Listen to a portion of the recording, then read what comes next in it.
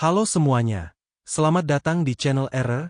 Kali ini gue akan melanjutkan alur cerita, Phrasing the World I Built a Doomsday Safe House. Bab 1283 sampai 1294, lanjutan alur dari komik chapter 633 yang sudah tidak update lagi. Ketiga pengawal kuil Sangjia yang dipimpin oleh Muchuan mendatangi pelataran luas rumah Paji. Mereka berjaga di luar gerbang utama, menuntut keluarga Pudge menyerahkan pembunuh yang membunuh Loren dan lainnya. Hal ini menempatkan prajurit keluarga Pudge dalam posisi yang sangat sulit. Prajurit yang memiliki kekuatan militer terkuat tentu tidak akan mengizinkan orang-orang ini memasuki rumah Pudge. Namun, ketiga penjaga ini adalah petarung utama kuil Sangjia.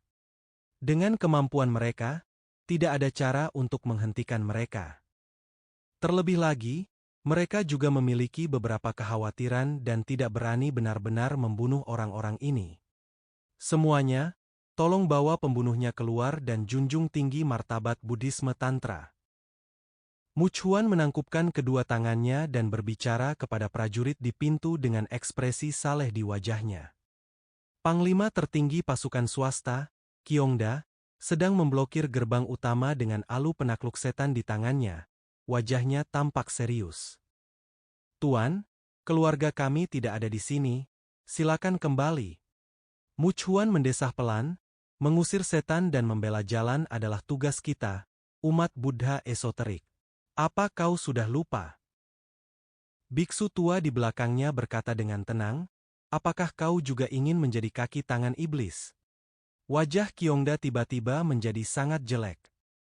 Begitu dia diberi gelar ini, akan sulit baginya untuk bertahan hidup di daerah salju. Tahukah Anda, alasan mengapa keluarga Pak Ji dapat mempertahankan kekuasaannya saat ini adalah karena ia mengandalkan tantra untuk mempertahankan kekuasaannya di antara rakyat.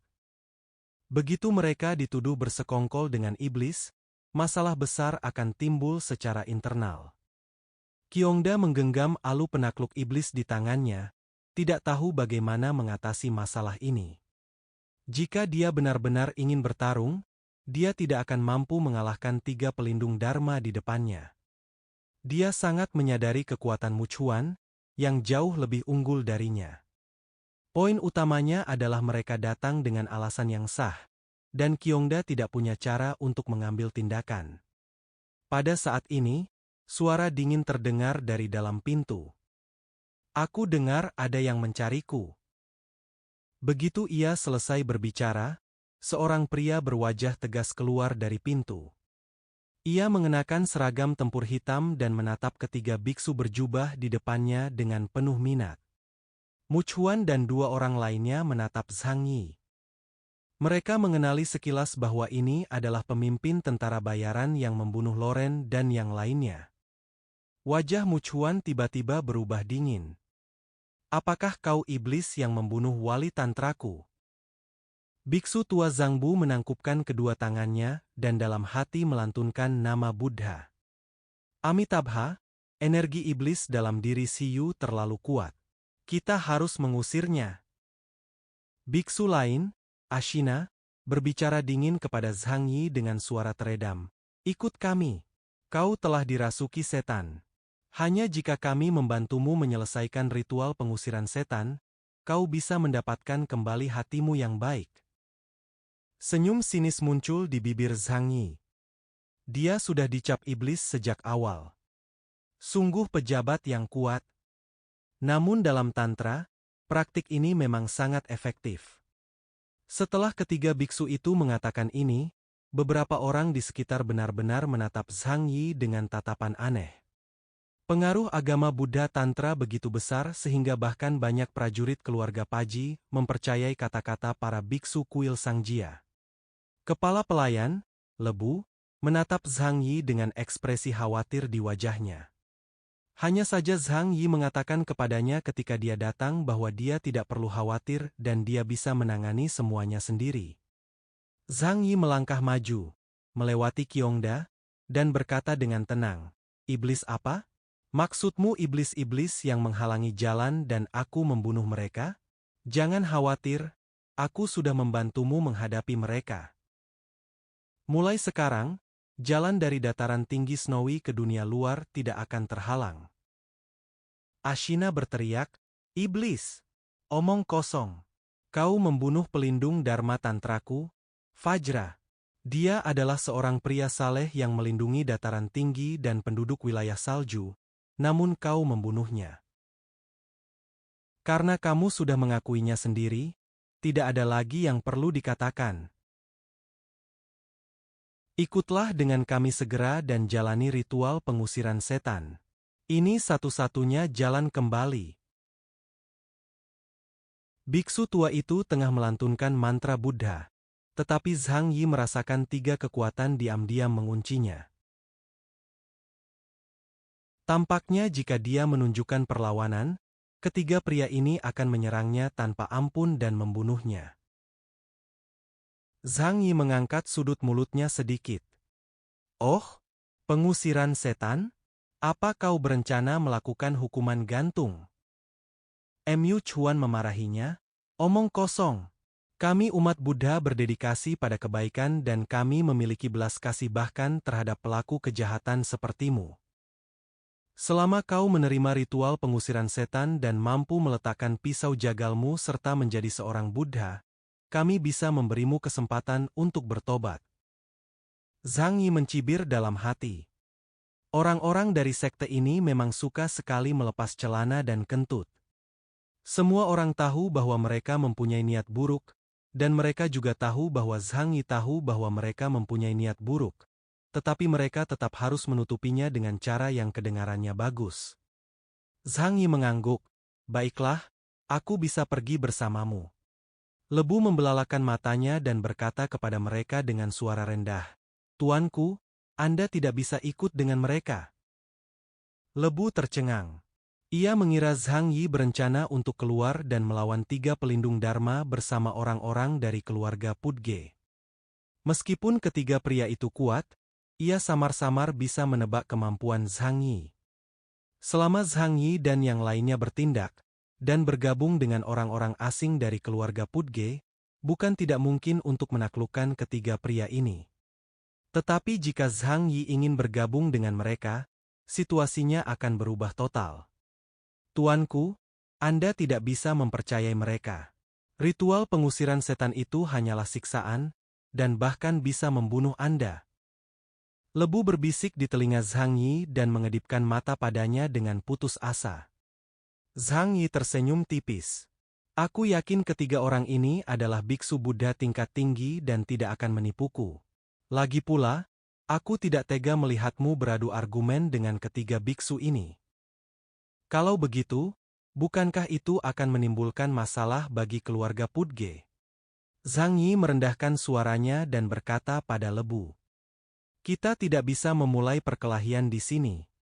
Kalau tidak, kuil Sangqi akan punya alasan untuk memulai perang. Pada saat itu, Zhang Qi akan bertindak atas nama ketiga biksu ini." Lebu terkejut dan menatap Zhang Yi dengan mata penuh rasa terima kasih. Tak disangka, lelaki terhormat ini akan mempertimbangkan keluarga Pudge sedemikian rupa. Dia tidak tahu bahwa Zhang Yi hanya tidak ingin memperlihatkan kekuatannya di depan banyak orang. "Bagaimana mungkin Anda tidak menerima mangsa yang diantarkan ke rumah Anda?" Zhang Bu melantunkan nama Buddha. "Amitabha, Shifu, jangan khawatir. Selama kau menerima ritual pengusiran setan kami dan memperbaiki diri, kami tidak akan pernah menyakitimu sedikitpun." Zhang Yi mengangguk. "Terima kasih, para biksu agung, tapi saya rasa ada beberapa hal yang bisa kita diskusikan." Ketiga pendeta itu mencibir dalam hati, tetapi tetap setuju. Zhang Yi berjalan dengan santai. Di bahunya duduk seekor musang oranye kuning, yang tampak tidak berbahaya. Ketiga pendeta itu tidak menanggapi kucing itu dengan serius. Mu Chuan menyatukan kedua tangannya, dan badai salju langsung melanda keempat orang itu. Sesaat kemudian, keempat orang itu menghilang di kejauhan. Lebu memandang mereka ke arah yang jauh, berterima kasih atas kemurahan hati Zhang Yi, menghentakkan kakinya, dan segera mengirim pesan kepada Paji Gesang. Sayangku, sesuatu yang mengerikan telah terjadi. Bangsawan yang kau undang kembali telah dibawa pergi oleh para biksu dari kuil Sangki.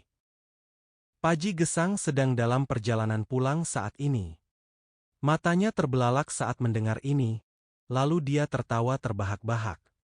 Zhang Yi mengikuti Mu Chuan dan dua orang lainnya meninggalkan rumah Paji. Tak lama kemudian, mereka tiba di kuil lain di kota Sala, kuil Dachuan. Tidak ada ekspresi di wajah Mu Chuan dan dua orang lainnya. Mereka bahkan tidak melihat Zhang Yi, apalagi menggunakan alat apapun untuk menyerangnya. Di mata mereka, Zhang Yi saat ini tidak memiliki kemampuan untuk melawan mereka dan hanya bisa mematuhi perintah mereka. Faktanya, mereka memang memiliki kepercayaan diri seperti itu. Lagi pula, ketiga orang ini adalah petarung terbaik di seluruh kuil Sangjia. Jika tidak, mereka tidak akan memenuhi syarat untuk menjadi pasukan tempur paling terpercaya di sekitar Yashelangtai Deji. Dalam Buddhisme Tantra, tidak ada perbedaan antara seseorang dengan orang lain di dunia luar. Kekuatan yang mungkin dapat disebut iman dapat memberi mereka berkat khusus. Jika mereka meninggalkan dataran tinggi bersalju, kekuatan mereka akan sangat berkurang. Tetapi selama mereka berada di wilayah sekte rahasia ini, kekuatan mereka akan meningkat dengan kecepatan yang tak terbayangkan.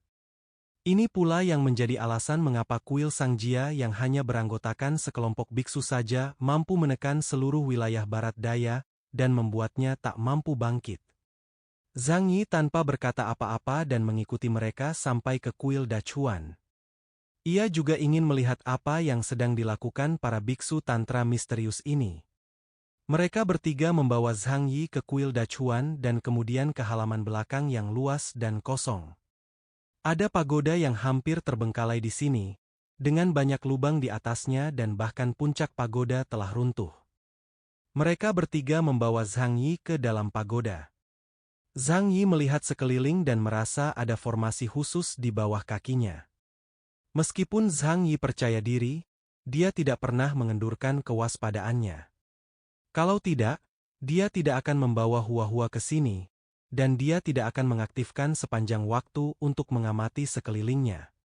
Akan tetapi, dia tidak merasakan bahaya apapun, dan persepsi medan pikirannya terhadap 5 kilometer di sekitarnya tidak memungkinkan dia merasakan kehadiran kekuatan tempur setingkat Epsilon. Tidak.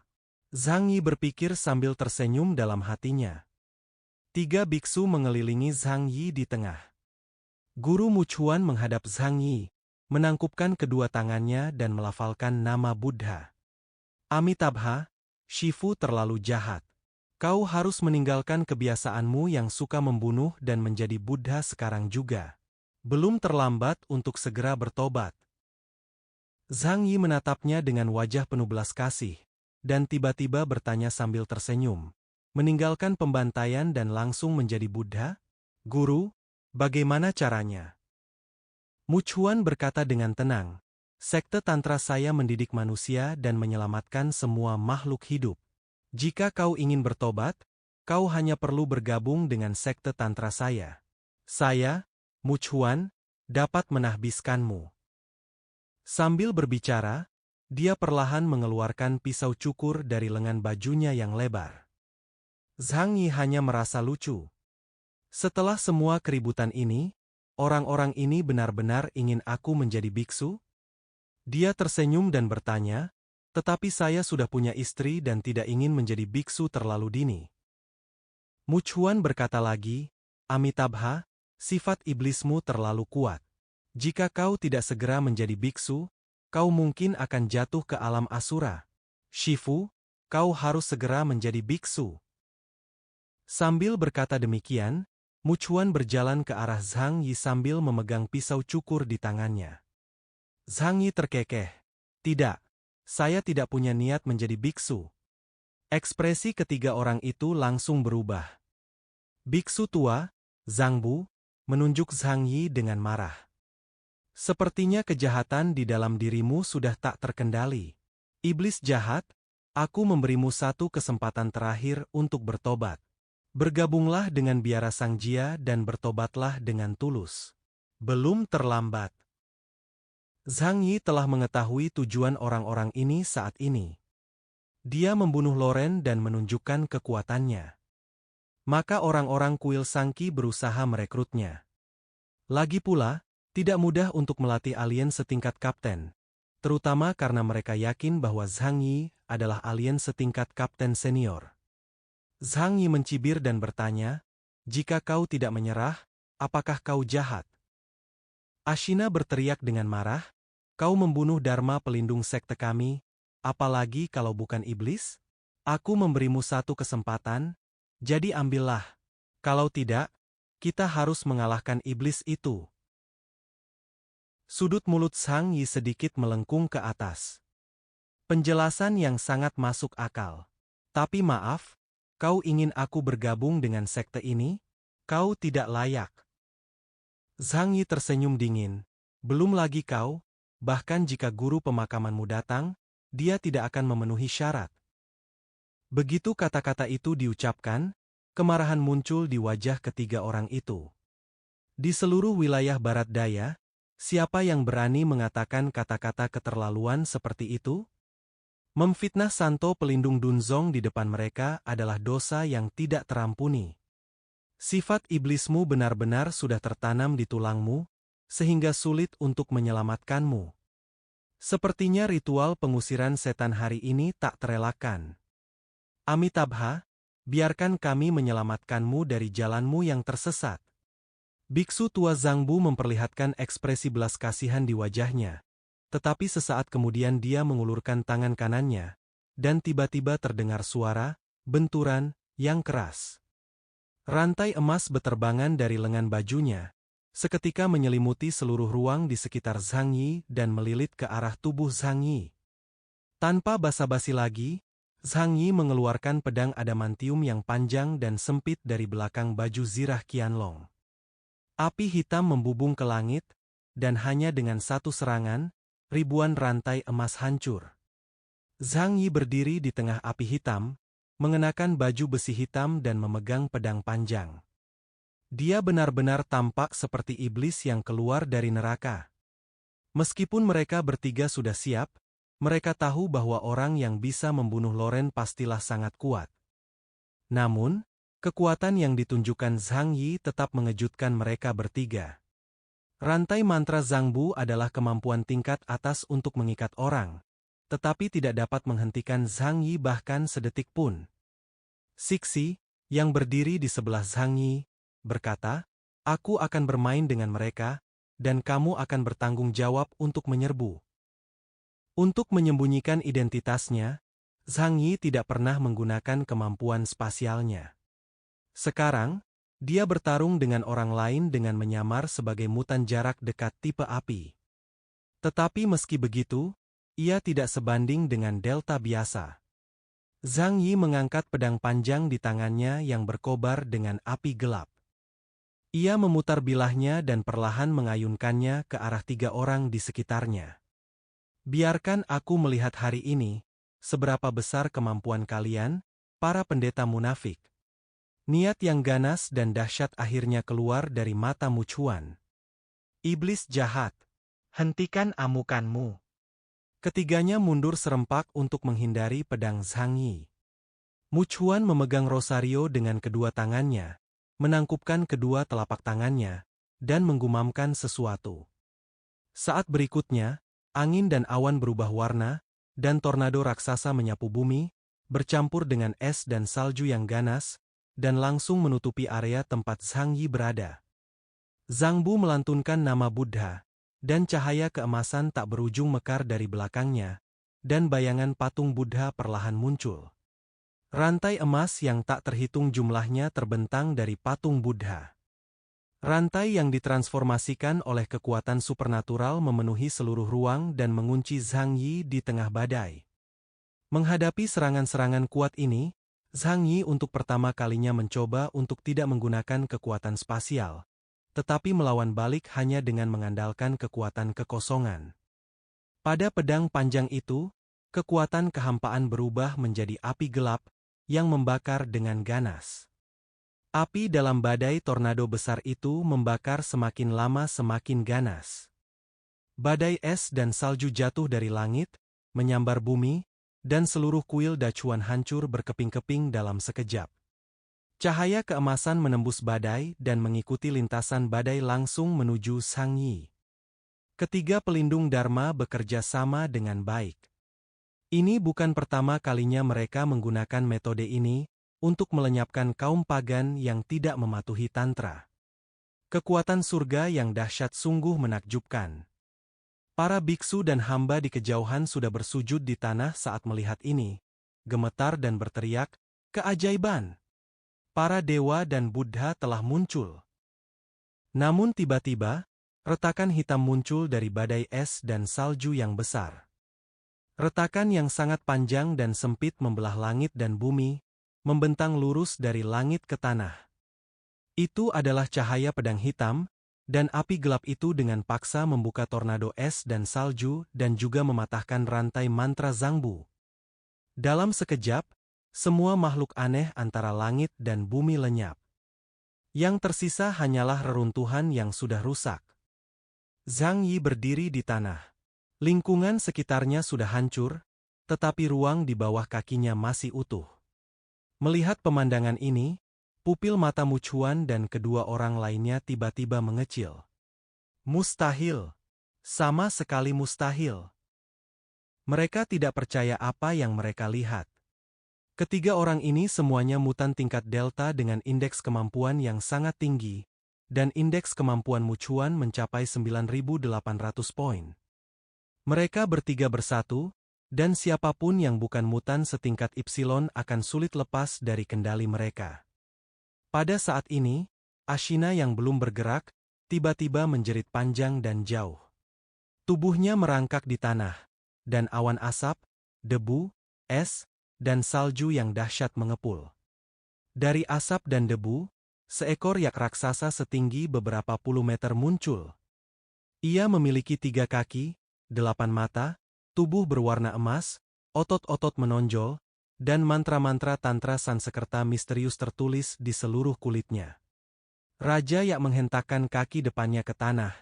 Tanah di sekitarnya bergetar hebat, lalu meledak seketika.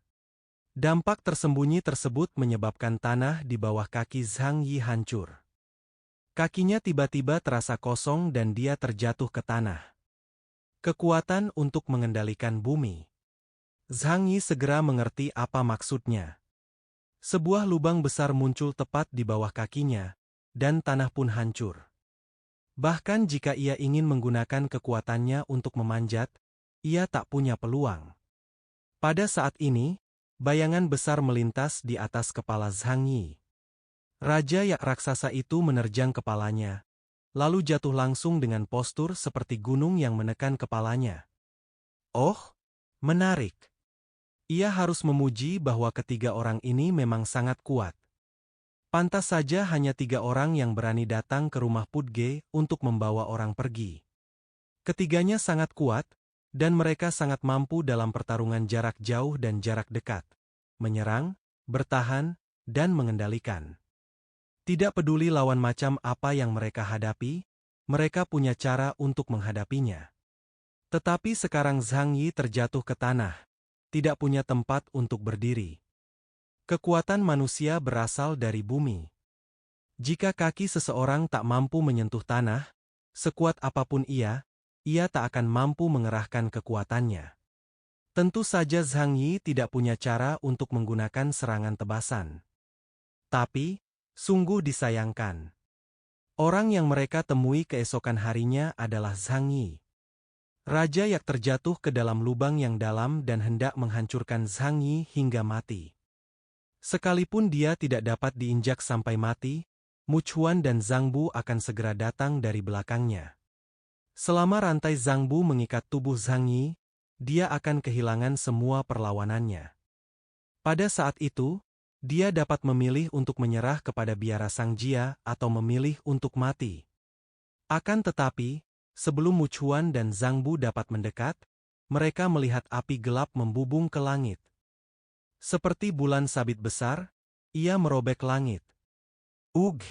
Bersamaan dengan terbitnya bulan hitam, terjadi pula hujan darah di seluruh langit dan teriakan Ashina yang amat melengking. Tubuhnya yang besar dan tak terhancurkan benar-benar terpotong dari pinggang dan perut. Daging yang ketat terekspos. Setelah melihatnya, orang-orang tidak merasa berdarah, tetapi justru merasa nafsu makan mereka meningkat pesat.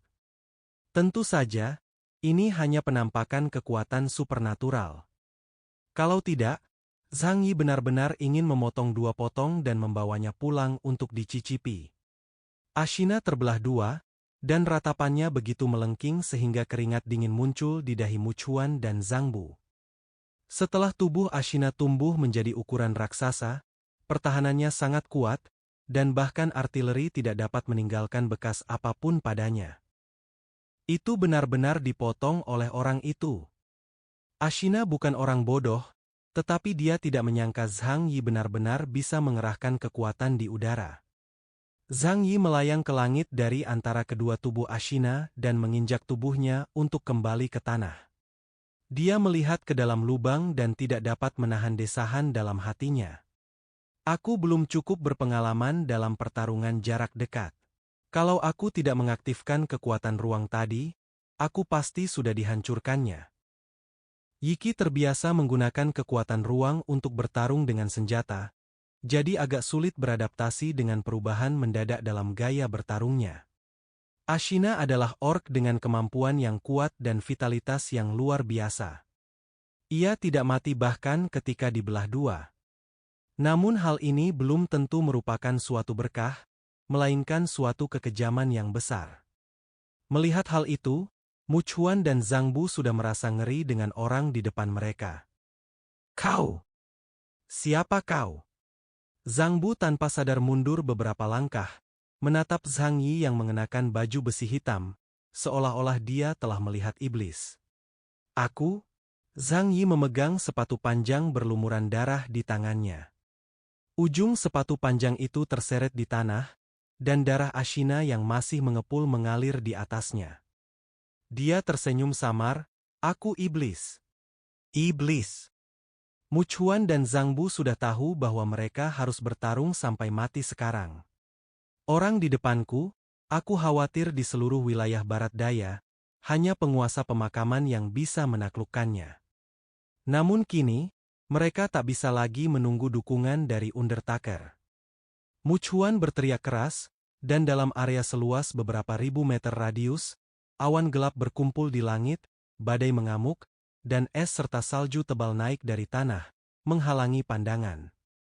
Zhang Bu sekali lagi melepaskan rantai emasnya. Ia menekan tangannya ke tanah, dan rantai emas datang menghampiri Zhang Yi dari tanah. Tetapi tidak ada ekspresi di wajah Zhang Yi.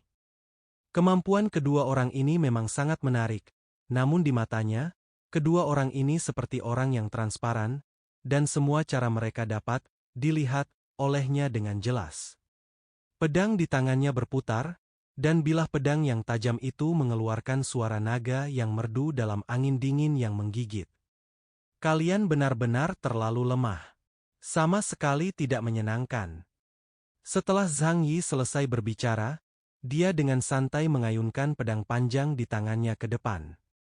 Kekuatan gelap dari kehampaan menyebar dari telapak tangannya, berkelap-kelip dan menari-nari bagaikan api, menyebar tanpa suara. Tampaknya bergerak sangat lambat, tetapi dalam sekejap, seperti api liar yang berkobar, api hitam sepanjang ribuan meter menyapu ruang berbentuk kipas di depan mata. Dalam sekejap seluruh dunia yang tadinya gelisah menjadi sunyi. Zhang Yi membunuh Muchuan dan Zhang Bu dengan satu pedang. Karena sudah dipastikan bahwa keluarga Yashelangtai adalah musuh, tidak perlu menahan diri dan langsung membunuh mereka. Para biksu dan hamba kuil Dachuan yang berlutut di tanah di kejauhan menatap tempat ini dengan takjub.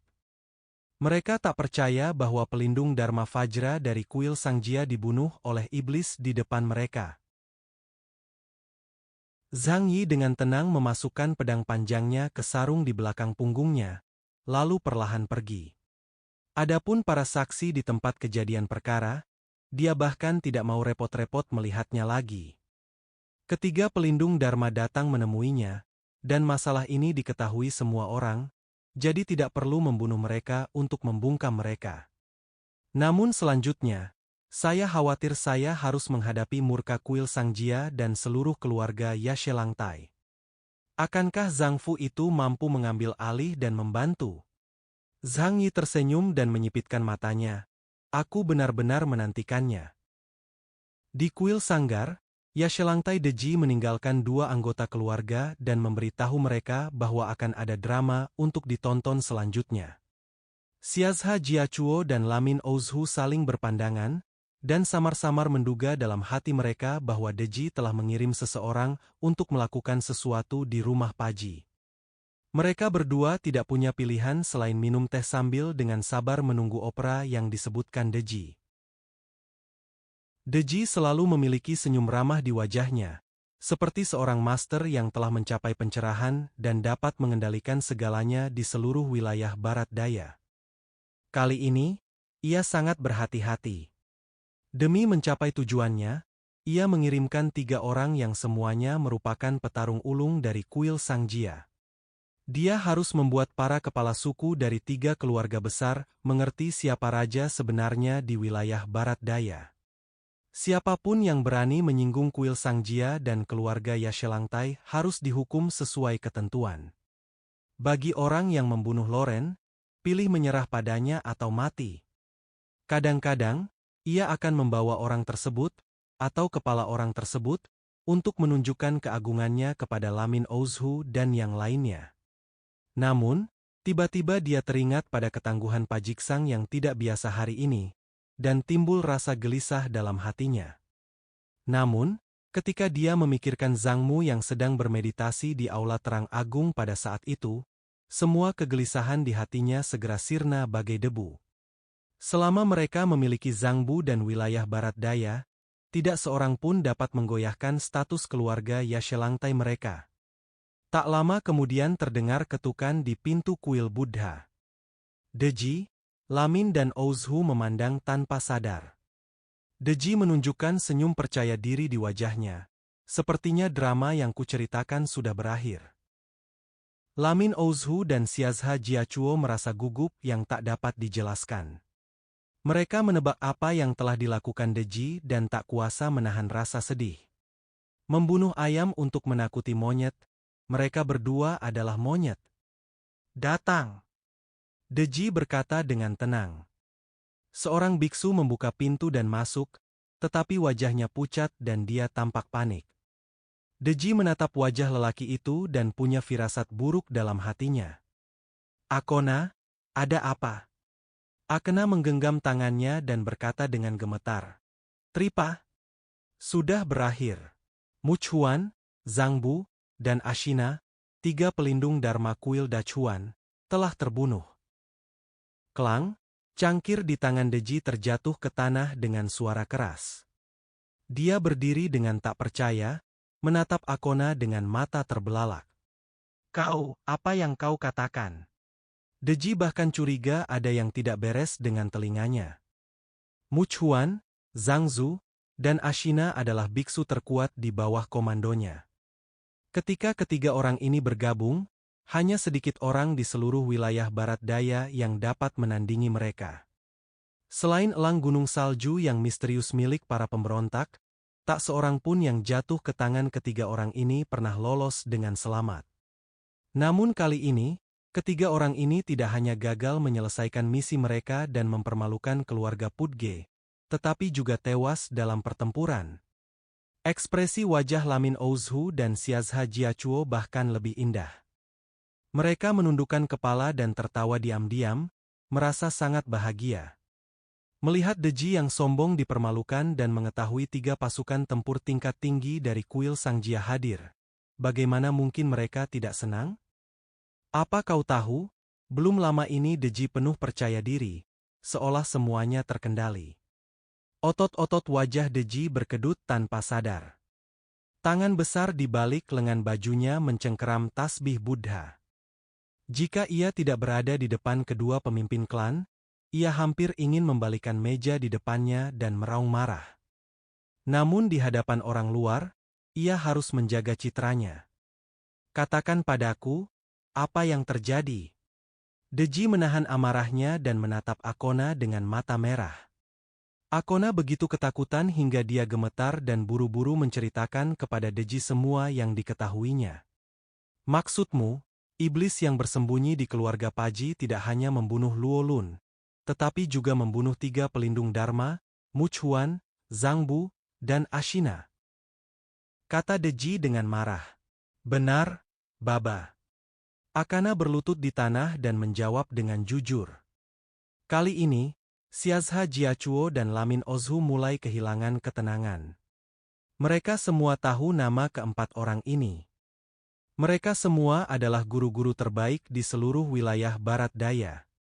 Orang-orang luar biasa setingkat ini sangat langka bahkan dalam keluarga mereka. Namun kini, biara Sang Jia telah kehilangan 4 orang sekaligus. Kerugian ini sulit diperkirakan. Dapat dikatakan bahwa hal itu secara langsung menyebabkan terputusnya kekuatan tempur tingkat Delta di Pura Sangga. Dan orang ini berasal dari keluarga Paji. Semua orang tahu dalam hati mereka bahwa mereka pastilah tentara bayaran yang diundang Paji Gesang dari luar. Pantas saja Paji Gesang begitu percaya diri hari ini dan berani menantang Deji secara langsung. Ternyata dia memanggil bala bantuan. Saya tidak tahu dari mana orang misterius ini berasal atau apa latar belakangnya. Kedua orang itu berkata dalam hati mereka. Hahaha, sombong sekali. Deji tertawa keras, tetapi tawanya dipenuhi dengan niat membunuh yang dingin. Dia menggosok rosario di tangannya dengan kuat dan berkata dengan dingin, keluarga Pudge menyembunyikan iblis. Mereka telah kehilangan iman dan mengkhianati sekte. Deji tiba-tiba menoleh menatap kedua pemimpin klan itu. Keluarga Shaza, keluarga Ramin, kalian semua melihat apa yang dilakukan keluarga Pudgekan. Sekarang, atas nama Kuil Sangat, aku memintamu untuk mengerahkan pasukanmu dan bergabung denganku untuk menaklukkan keluarga Paki. Saya percaya pada keyakinanmu pada Dzong, dan kesetiaanmu pada biara Sangka dan Zhang Yu. Deji menatap pria itu, tujuannya jelas. Kali ini, keluarga Paji telah mencapai batasnya. Pertempuran ini harus diperjuangkan. Jika tidak, reputasinya sebagai Yashelangtai Deji akan merosot. Namun dia tidak bodoh dan tidak akan memberikan keluarga Shaza dan keluarga Ramin kesempatan untuk duduk diam dan menonton pertarungan. Kedua keluarga ini harus terseret ke dalam perang. Kali ini, Zhang Yi membunuh 4 penjaga kuil Sang Jia, yang memang merupakan tindakan setan menurut kepercayaan Sekte Don. Hal ini memberi Deji alasan untuk berperang. Xiazha Jiachuo dan Lamin Ozhu sangat enggan, tetapi melihat kondisi Deji saat ini, jika mereka tidak setuju, mereka mungkin akan menjadi orang pertama yang tersingkir. Masih ada satu hal yang mereka tidak yakin. Apakah Zhang Yu akan mengambil tindakan ketika kepentingan kuil Sang Jia terpengaruh? Di bawah tekanan, dia tidak punya pilihan selain mengertakkan gigi dan setuju untuk mengirim pasukan untuk bergabung dalam perang. Zhang Yi membawa pergi jasad 3 orang. Lagi pula, mereka bertiga adalah sumber delta tingkat tinggi. Sayang sekali membuang-buang waktu 10 menit. Ia terus berjalan, dan tak seorang pun berani menghentikannya. Tak lama kemudian, ia menghilang di balik hamparan salju. Tidak lama kemudian, dia tiba di rumah Pudge. Saat ini, Paji Gesang sudah pulang ke rumah dan sedang duduk di ruang tamu utama sambil minum teh susu dan sesekali melihat keluar pintu. Kepala pelayan lebu di sampingnya merasa khawatir dan terus bergumam. Awalnya aku berniat meminta seseorang menahan mereka untuk sementara waktu. Sekalipun mereka 3 Dharma Guardian, apa yang bisa mereka lakukan? Mungkinkah mereka memaksa masuk ke keluarga Pudge kita? Tapi aku tidak menyangka tamu terhormat itu akan memilih pergi bersama mereka, dan aku tidak bisa menghentikannya. Perkataan lebu merupakan usaha untuk menghindar dari tanggung jawabnya, dan memberitahu Paji Gesang bahwa dirinya tidak bersalah atas kejadian tersebut. Paji Gesang tidak mempedulikannya.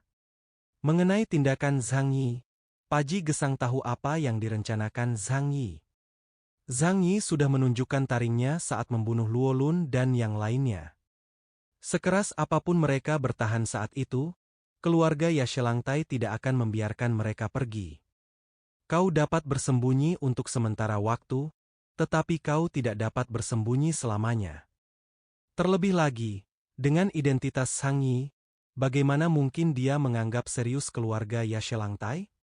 Belum lagi mereka, bahkan tuan pemakaman yang berkuasa pun tidak dapat memaksa Zhang Yi. Meskipun melakukan hal itu sama saja dengan memutuskan hubungan sepenuhnya dengan keluarga Yashelangtai. Namun Paji Gesang tidak merasa terganggu, malah merasa senang dan terkejut. Lagi pula, satu-satunya hal yang membedakannya satu sama lain adalah lapisan terakhir kertas jendela. Saat majelis Dharma Chuan Zhao mendekat, semua orang tahu bahwa sedikit keharmonisan terakhir di wilayah barat daya akan segera hilang. Jika keluarga Yashelangtai benar-benar mendapatkan harta karun legendaris kerajaan iblis, keluarga Pudge tidak akan punya jalan keluar saat itu.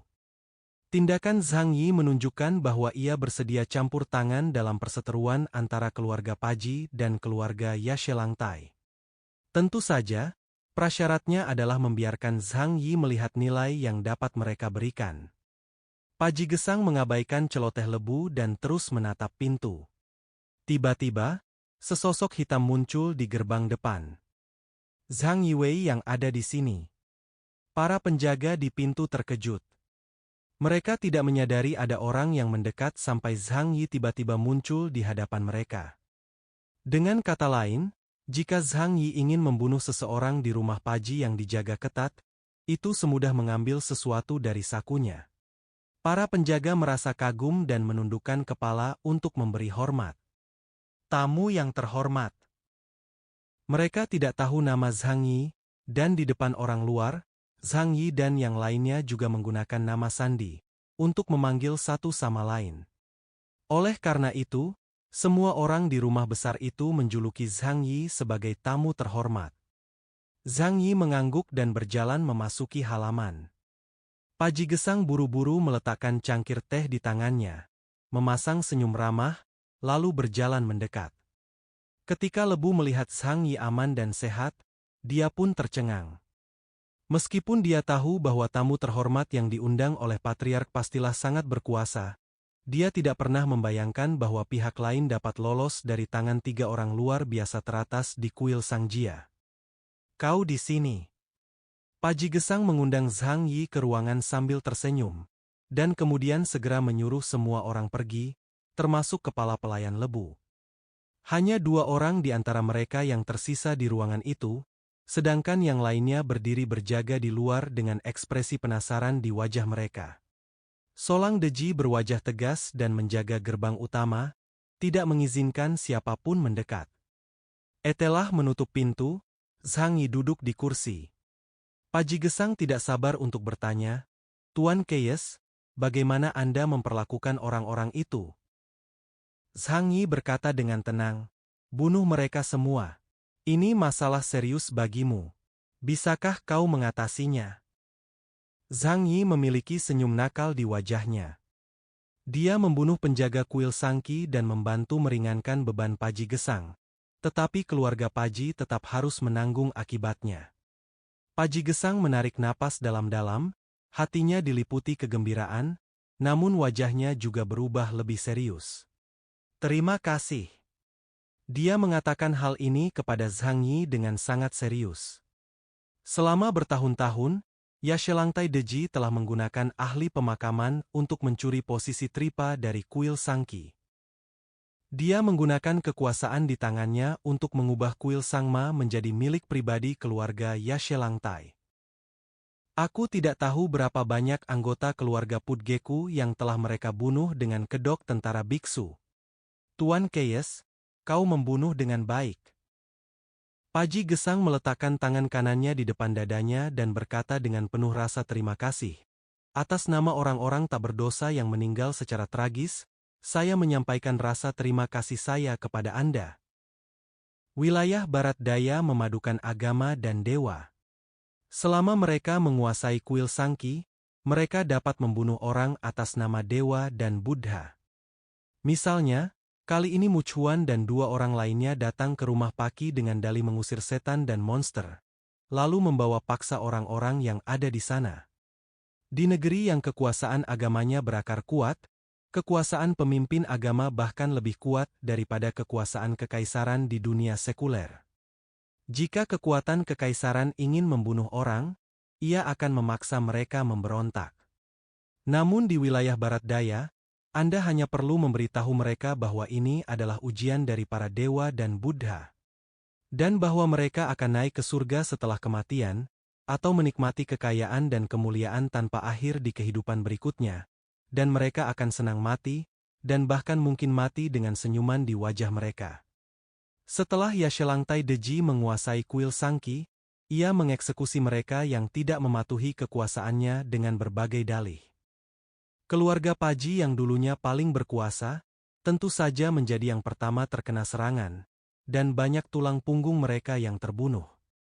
Zhang Yi menyesap tehnya dan berkata dengan tenang, "Apa yang akan kau lakukan selanjutnya?" "Tentu saja, keluargaku dan aku juga bisa membantu dalam hal ini. Tapi Anda harus membayar dengan jumlah yang cukup." Zhang Yi mengusap-usap jarinya ke arah Paji Gesang. Meskipun harta kerajaan iblis dan versi asli, legenda Raja Gesar, adalah apa yang paling diinginkan Zhang Yi. Namun dia tidak keberatan menghasilkan uang tambahan.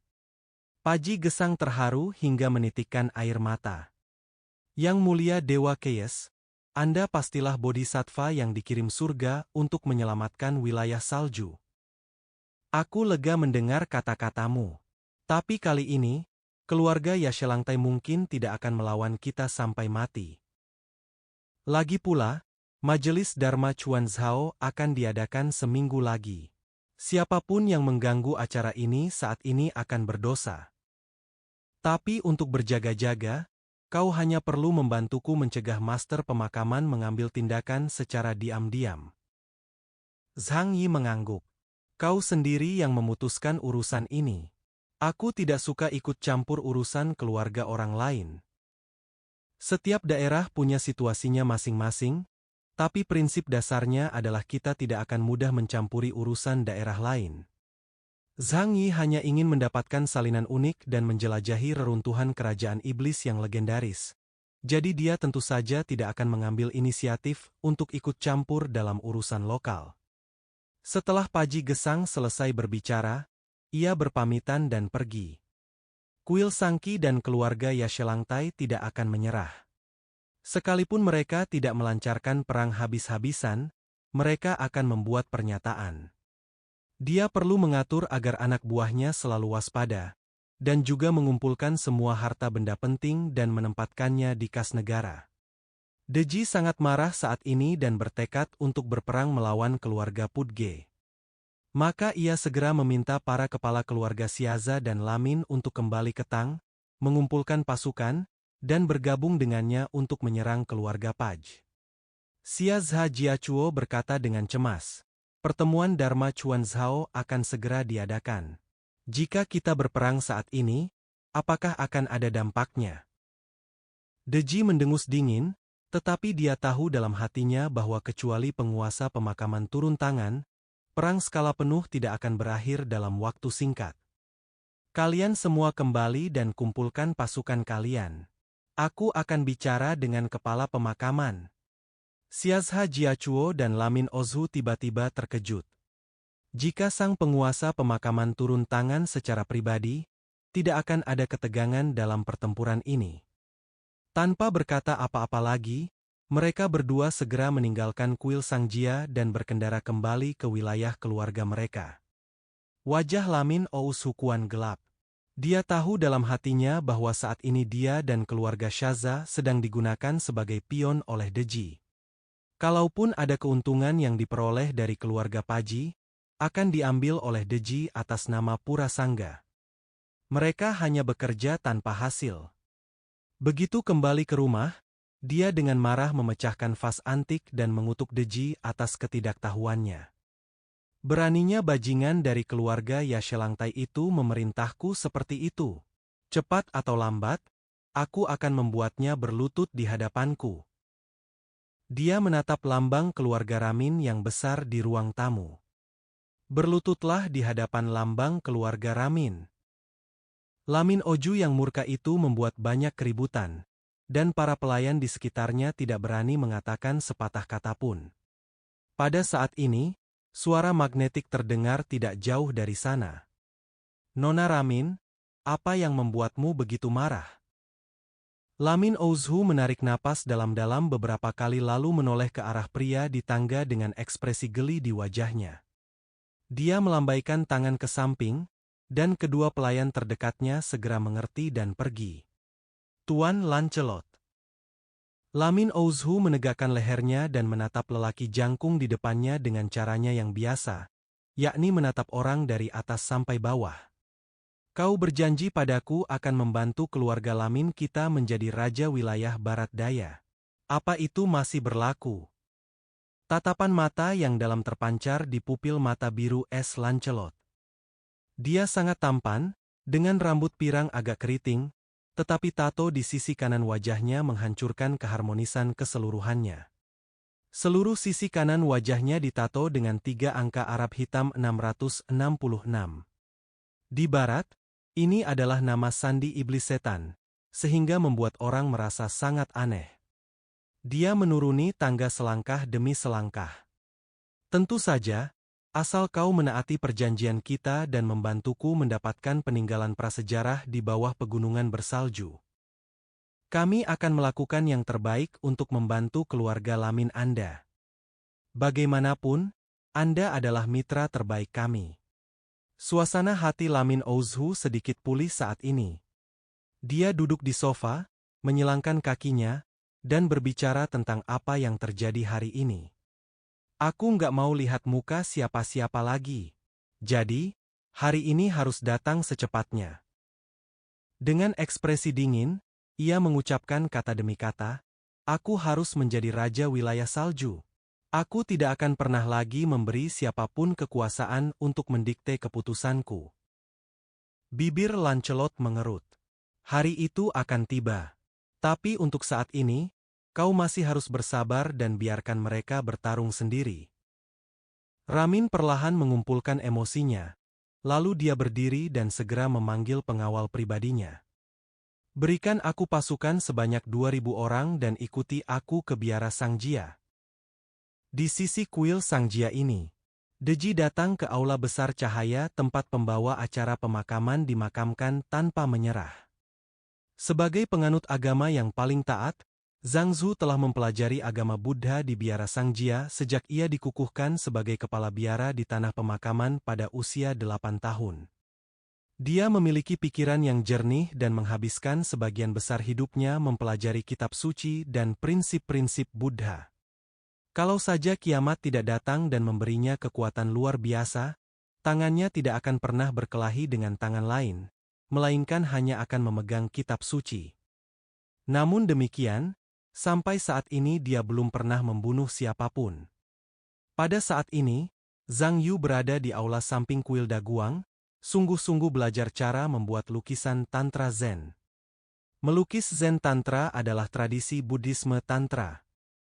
Setiap tahun sebelum sidang Dharma Chuan Zhao, 49 biksu berkumpul dan menghabiskan 49 hari menggunakan berbagai bubuk bunga dan batu permata untuk menciptakan lukisan besar makhluk hidup yang sedang memuja Buddha. Gambar makhluk hidup yang memuja Buddha ini berbentuk lingkaran dan terbagi dalam 9 lapisan.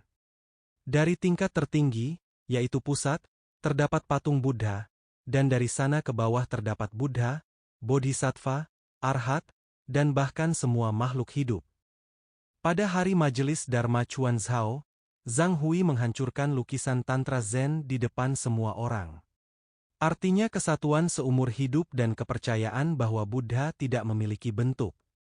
Ini adalah upacara yang sangat penting, sehingga pendeta pemakaman sering datang untuk mengamati dan belajar. Deji datang jauh-jauh dan melihat pria itu menundukkan kepala menyaksikan pembuatan lukisan Zen. Ia berkata dengan suara berat, Jang, sesosok iblis telah muncul di dataran tinggi bersalju. Sebagai dewa pelindung Buddhisme Tantra, mengapa kau tidak bertindak? Zhang Yu berbalik perlahan setelah mendengar ini. Dia menatap Deji dengan mata jernih dan bertanya, "Ada apa?" Deji berkata, "Pria yang membunuh patroli yang dipimpin Luo Lun telah ditemukan dan bersembunyi di rumah Pudge. Saya mengirim Mu Chuan, Zhang Bu, dan Ashina untuk menangkapnya, dengan harapan dapat mereformasinya dan menjadikannya seorang biksu. Aku tidak pernah menyangka kalau iblis itu begitu kejam hingga membunuh ketiga pelindung Dharma." Mata Zhang Yu bergerak sedikit saat mendengar ini. Deji berkata dengan suara berat, "Keluarga Paji telah mengkhianati Buddhisme Tantra, dan sekarang buktinya tak terbantahkan. Zhang Ji, bertindak cepat. Jika kau tidak bertindak, Buddhisme Tantraku akan hancur." Menghadapi perkataan Deji, Zhang Yu menundukkan kepalanya dan berpikir sejenak, tetapi perlahan menggelengkan kepalanya. "Ciba, Majelis Dharma Chuan Zhao akan segera dimulai. Sekarang bukan saatnya memulai perang. Saya harap Anda dapat mengutamakan situasi secara keseluruhan dan mengesampingkan perselisihan Anda untuk sementara waktu." Deji sangat marah hingga wajahnya berubah menjadi hijau. "Semua biksu di biara Sangjia kita telah terbunuh, dan kalian masih tidak mau bertindak. Zhang Yi, jangan berpihak pada keluarga Pudge." Saat menghadapi generasi muda, Deji seringkali marah. Ia memiliki kekuatan yang dahsyat, namun ia terlalu beragama Buddha. Yah, sebagai seorang biksu, wajar saja jika ia beragama Buddha. Akan tetapi manusia hidup di dunia ini, dan mereka bukanlah dewa atau Buddha sejati. Jadi bagaimana mungkin mereka tanpa keinginan dan tuntutan? Jika Komisi Militer Pusat bersedia bergabung dengannya, wilayah Barat Daya pasti sudah berada di bawah kendali Yashen Langtai sejak lama. Zhang Yi menggelengkan kepalanya.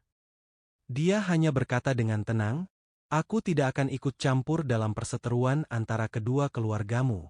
Aku hanya akan muncul jika mutan selevel Ypsilon muncul di pihak lawan." Ypsilon? Mata Deji sedikit terkejut, dia menatap Zhang Yu dengan heran dan ragu. "Kenapa keluarga Pudge punya Ypsilon?" Zhang Yi tersenyum tanpa berkata apa-apa, berbalik dan terus melihat lukisan Zen. Alasan mengapa dia tidak mau bertindak gegabah adalah karena dia tahu bahwa banyak kekuatan yang diam-diam bersembunyi di daerah bersalju ini. Sebagai seorang penjaga ajaran Buddha Tantra, ia tidak boleh bertindak gegabah. Dia harus menyimpan tenaganya dan menunggu diselenggarakannya Majelis Dharma Chuan Zhao. Di matanya, pertikaian antara keluarga Yaselangtai dan keluarga Pudge hanyalah pertengkaran kecil. Melihat tak berhasil membujuk Zhang Mi, Deji hanya bisa menghentakkan kakinya tak berdaya. "Bahkan jika kau tidak bertindak, kekuatan gabungan ketiga keluarga kita sudah cukup untuk mengalahkan keluarga Pudge." Perang datang sangat tiba-tiba. Keluarga Yashelangtai mengumpulkan 20.000 tentara, dan keluarga Shaza serta keluarga Ramin masing-masing menyediakan 2.000 tentara, dan bersama-sama mereka melancarkan serangan ke kota Nahamu, sebuah kota di wilayah keluarga Pajji. Kota Nahamu merupakan basis pasokan penting bagi keluarga Paji. Ada banyak budak di sini, dan banyak persediaan disimpan di sana. Meskipun Deji tidak menyangka akan terjadi perang habis-habisan yang dapat mengalahkan seluruh keluarga Pudge dalam satu pertempuran.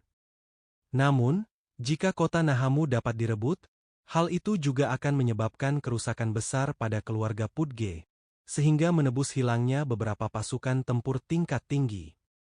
Perang datang secara tak terduga. Meskipun Paji Gesang telah membuat persiapan sebelumnya, ia tidak dapat memprediksi arah serangan musuh. Tak lama kemudian, seluruh kota Nahamu dilanda perang.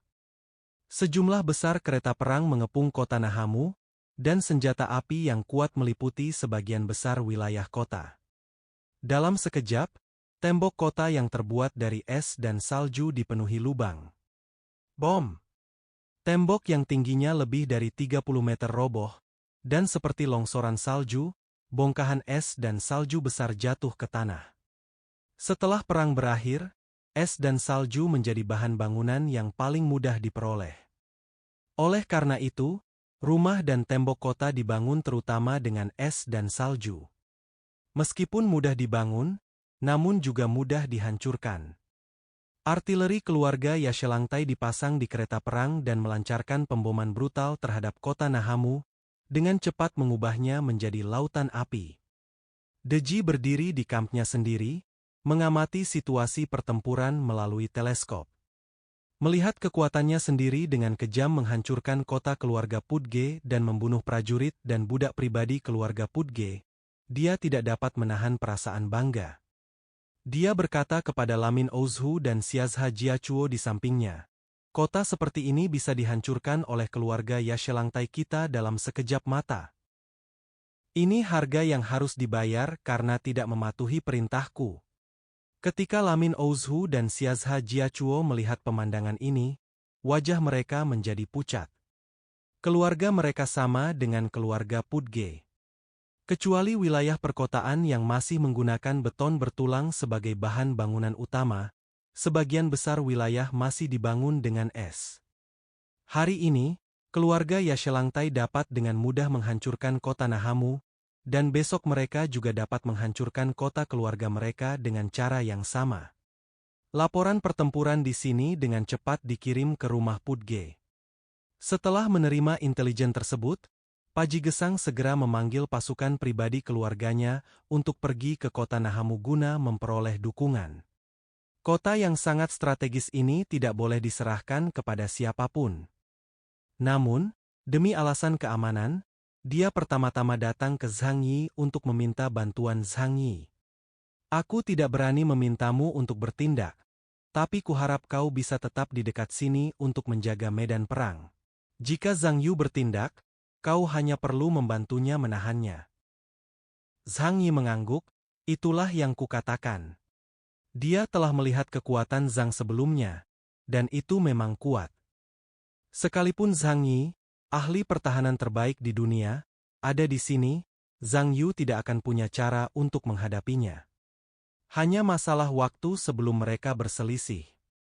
Jika sesuatu benar-benar terjadi, ia harus melindungi Paji Gesang meskipun identitasnya terbongkar. Lagi pula, dia independen dari semua kawasan utama dan tidak tergabung dalam siapapun, jadi dia tidak punya banyak batasan. Paji Gesang sangat terkejut. Zhang Yi membawa semua orang di sekitarnya dan mengikuti tim Paji Gesang ke kota Nahamu. Tidak lama kemudian, mereka tiba di kota yang terbuat dari es dan salju. Tetapi setelah melihat skala perang, Zhang Yi dan yang lainnya terdiam. Awalnya saya membayangkan bahwa pemandangan tembakan artileri terus-menerus itu tidak begitu intens. Pasukan koalisi dari 3 keluarga besar berjumlah 22.000 orang. Senjata utama mereka adalah mobil salju modifikasi yang dilengkapi dengan beberapa artileri kaliber kecil. Lagi pula, wilayah barat daya tidak memiliki teknologi militer yang maju. Saat ini, sulit untuk mengangkut artileri kaliber besar dengan cepat melalui salju. Jadi, meskipun pertempuran tampak sengit, setelah bertempur selama setengah jam, mereka tetap gagal merebut kota Hamu. Zhang Yi merasa tempat itu seperti perang para panglima perang yang terjadi lebih dari seabad lalu, atau bahkan lebih buruk. Seolah-olah dia bisa melihat apa yang ada dalam pikiran Zhang Yi, Paji Gesang berkata kepada Zhang Yi. Bukannya wilayah barat daya tidak memiliki senjata besar, tetapi karena kondisi transportasi dan kendala lingkungan, senjata-senjata itu hanya dapat disimpan di gudang. Zhang Yi bertanya, "Lalu, bagaimana dengan rudal? Mustahil tidak ada rudal di wilayah barat daya." Meskipun wilayah barat daya tidak memiliki kewenangan pengendalian peluncuran untuk Love Death, wilayah itu masih memiliki rudal. Paji Gesang tersenyum kecil dan berkata, "Barang-barang itu hanya dimiliki oleh keluarga Paji kami." Sebelum kiamat, keluarga Pudge memegang kekuatan paling berkuasa di Snowy Plateau. Bahkan pasukan daerah salju berada di bawah kendali keluarga Pudge. Mata Paji Gesang sedikit menggelap saat dia berkata perlahan. Jika bukan karena kartu truf ini, keluarga Paji kita pasti sudah musnah sejak lama. Baru saat itulah Zhang Yi mengerti mengapa keluarga Pudge mampu bertahan di daerah salju selama 2,5 tahun meskipun tidak memiliki keuntungan waktu, tempat, atau orang. Dia tampaknya mengerti bahwa selama pihak lain tidak mengirimkan Undertaker, keluarga Pudge tidak akan menggunakan senjata modern dan tercanggih itu. Ini adalah hubungan yang seimbang. Saat mereka berbicara, mereka telah tiba di kota Nahamu. Para pembela kota Nahamu dipukul mundur selangkah demi selangkah dan telah kehilangan lebih dari separuh kota. Namun ketika dia melihat bala bantuan datang, dan bahwa itu datang langsung dari kepala keluarga Pudge, dia langsung merasa yakin. Kepala keluarga ada di sini. Saudara-saudara, hajar bajingan-bajingan keluarga Yashelangtai itu. Setelah pasukan elit keluarga Pudge memasuki medan perang, situasi langsung berubah. Prajurit pribadi keluarga Paji adalah yang paling elit di seluruh dataran tinggi salju, dan persenjataan serta perlengkapan mereka juga paling canggih. Meskipun Paji Gesang hanya membawa 5.000 orang, ia sempat mengembalikan situasi menjadi 50-50. Di kubu lain, wajah Deji muram. Hatinya pedih membayangkan begitu banyak orang kuatnya terbunuh. Paji Gesang, apakah kamu benar-benar akan menjadi musuh seluruh ajaran Buddha Tantra?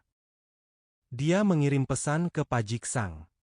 Paji Gesang segera menjawab, keluarga Paji sangat mendukung ajaran Buddha Tantra, tetapi kami juga menolak siapapun menggunakan nama ajaran Buddha Tantra untuk mencapai keinginan pribadi mereka. Deji Zhen tidak terbiasa dengan Paji Gesang saat ini. Dulu Paji Gesang selalu bersikap menjilat di hadapannya, namun kini Paji Gesang berubah menjadi keras. Benar saja, dengan Zhang Yi di dekatnya, dia bisa melakukan apapun yang dia inginkan. Jika kita kesampingkan eksistensi Undertaker di level bug, kekuatan keluarga Pudge, bahkan setelah 2,5 tahun penindasan, masih dapat bersaing dengan keluarga Yashelangtai. Kesabaran Kuo Xian memberi keluarga Yashelangtai ilusi bahwa mereka lemah dan dapat diganggu. Tetapi dia tidak tahu bahwa kesabarannya sebelumnya hanya untuk membuatnya lengah sekarang. Deji berkata dengan marah, kau biarkan anak buahmu membunuh pelindung Dharma Tantra Vajra, yang merupakan pengkhianatan terhadap ajaran Buddha Tantra. Melihat pasukan yang agresif, Paji Gesang tidak bersedia memulai perang besar-besaran dengan keluarga Yashelangtai di hadapan majelis Dharma Chuan Zhao. Ia melirik Zhang Yi yang berdiri di sampingnya. Zhang Yi sedang menutupi wajahnya dengan masker, tetapi saat berada di sana, Paji Gesang merasa punggungnya bisa tegak. Ia berkata kepada Deji, Tripa, majelis Dharma Chuan Zhao akan segera diadakan. Bagaimana kalau kita berdua mengalah? Aku akan memberimu kompensasi berupa sejumlah besar perbekalan dan budak, dan kau akan menarik pasukanmu dan tidak akan memperburuk keadaan. Deji menyipitkan mata dan berkata dengan suara berat, orang-orangmu telah membunuh 4 pelindung Dharma. Menurutmu, berapa harga yang harus dibayar untuk membeli pengampunanku?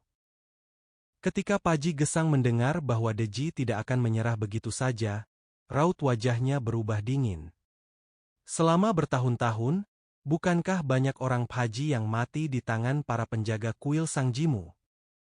Deji mendengus dingin, mereka semua pantas mati. Paji Gesang, kalau kau terus keras kepala, kau akan mengikuti jejak mereka. Deji tidak takut saat ini.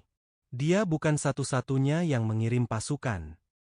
Keluarga Shaza dan keluarga Ramin juga mengirim pasukan ke sini. Kedua keluarga ini membawa orang-orang luar biasa di klan mereka. Jika perkelahian benar-benar terjadi, keluarga Pudge pasti akan menderita kerugian besar. Deji, apa yang kau inginkan? Suara Paji Gesang sangat dingin, dan dia langsung memanggil nama Deji. Deji berkata dengan dingin, serahkan kota Nahamu. Bunuh juga pembunuh yang membunuh pelindung Dharma Vajra. Hanya dengan darahnya kita bisa mengenang arwah para arwah. Mendengar itu, Paji Gesang tertawa terbahak-bahak. Kalau hanya ingin memuntahkan kota Hamu, dia akan menggertakkan giginya dan mempertimbangkannya jika itu menyebabkan pendarahan hebat. Tetapi jika menyangkut Zhang, tidak ada yang perlu dibicarakan sama sekali. Deji, kalau kau punya nyali, pergilah berperang melawan keluarga Pudge kita. Para lelaki keluarga Pudge kita bukan pengecut. Bau mesiu di udara makin lama makin kuat, dan wajah setiap prajurit dipenuhi dengan sikap dingin, kejam, dan sikap tak kenal takut terhadap kematian. Di sisi lain, Deji sedikit bingung dengan keanehan Paji Gesang.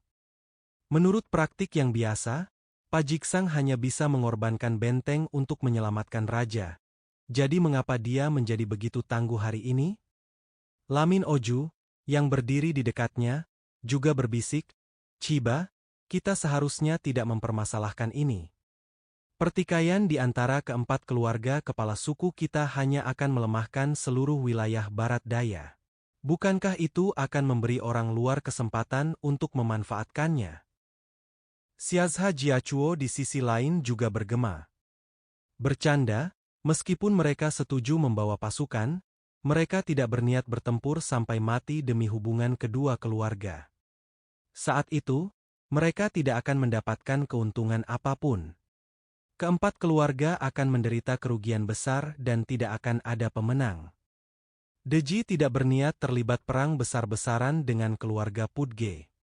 Setelah beberapa orang berdiskusi, Paji Gesang memberikan saran. Di sisi ini, Paji Gesang mendengar permintaan yang diajukan Deji dan mendiskusikannya cukup lama. Ketika berbicara tentang bagian terakhir, dia menatap Zhang Yi dengan tatapan rumit. Zhang Yi tidak menguping pembicaraan itu, tetapi hanya melihatnya dengan tenang dari kejauhan. Melihat ekspresi Paji Gesang, dia tersenyum tipis dalam hatinya, tahu bahwa orang tua ini pasti akan membiarkannya bertindak. Melihat hal itu, Paji Gesang tidak menyembunyikannya. "Kami tidak ingin memperburuk situasi, jadi kami memilih untuk menyelesaikannya melalui pertarungan antara berbagai manusia." Deji mengusulkan rencana di mana masing-masing pihak akan mengirimkan 3 orang asing dan bertarung dalam format round robin. Pemenangnya hanya dapat ditentukan ketika semua mutan di satu pihak dikalahkan. Setelah pasukan koalisi Yashelangtai, Lamin dan Shaza menang, keluarga Paji harus mengusir seluruh kota Nahamu dan mengusir orang-orang yang membunuh keempat pelindung Dharma. Jika Pudges menang, mereka hanya perlu mengorbankan 2.000 budak dan 1.000 sapi dan domba untuk mengakhiri masalah ini. Karena menyangkut Zhang Yi, Paji Gesang tidak berani bertindak sendiri sehingga ia datang meminta nasihat kepada Zhang Yi. Zhang Yi melirik Paji Gesang. "Jika perkelahian benar-benar terjadi, apakah kamu yakin bisa menang?" Paji Gesang mengerutkan kening, berpikir sejenak, lalu berkata, "Ketiga keluarga mereka punya ahli. Aku sangat yakin dengan kekuatan mereka. Tapi aku tidak yakin dengan para biksu di kuil Sangjia. Mereka berlatih Zhanghu di biara Sangjia. Meskipun mereka hanya menerima sedikit sisa kekuatan Zhanghu, mereka dapat dengan cepat meningkatkan kekuatan mereka sendiri. Jadi saya tidak yakin apakah ada guru tersembunyi di antara para biksu itu." Pengawal pribadinya, Solang Deji, memiliki indeks kemampuan 9.800 poin. Ia adalah petarung terbaik di keluarga Pudge dan sangat kuat. Setelah kematian keempat orang termasuk Kawamoto Mukawa, keluarga Yashelangtai tidak lagi memiliki saingan. Namun, tidak ada seorang pun yang berani meremehkan kekuatan misterius warisan sekte di kuil Sangjia. Zhang Yi memikirkannya dan memutuskan bahwa ia dapat maju ke pengadilan. Namun jika dia bertindak, dia mungkin akan terlihat oleh Zhang Yu. Kali ini kejadian tersebut telah menimbulkan kehebohan besar. Dia tidak percaya bahwa orang-orang di kuil Sangjia tidak mempunyai rencana cadangan. Tidak perlu mengungkap identitas dan konflik seseorang dengan Zhang Yu saat ini. Namun, dia dikelilingi oleh orang asing yang berkuasa. Zhang Yi memandang Liang Yu di belakangnya. Seperti Zhang Yi, ia diselimuti baju zirah abu-abu keperakan, bagaikan rubah perak. Baju zirah itu pas di tubuhnya, menonjolkan sosoknya yang tinggi dan proporsional, memberikan kesan kuat dan fleksibel. Apakah kau ingin bertarung dengan Master Tonzong? Zhang Yi bertanya. Zhang Yi sangat jelas tentang kekuatan Liang Yu. Setelah pertempuran di Qinling, ia menerima asal-usul lipan bumi dari Zhang Yi. Saat ini, indeks kemampuannya telah mencapai 9.800 poin. Ditambah dengan kemampuan tempur yang hebat dari seorang ahli bela diri, dia sekarang memiliki kekuatan tempur yang melampaui indeks kekuatan supernatural miliknya.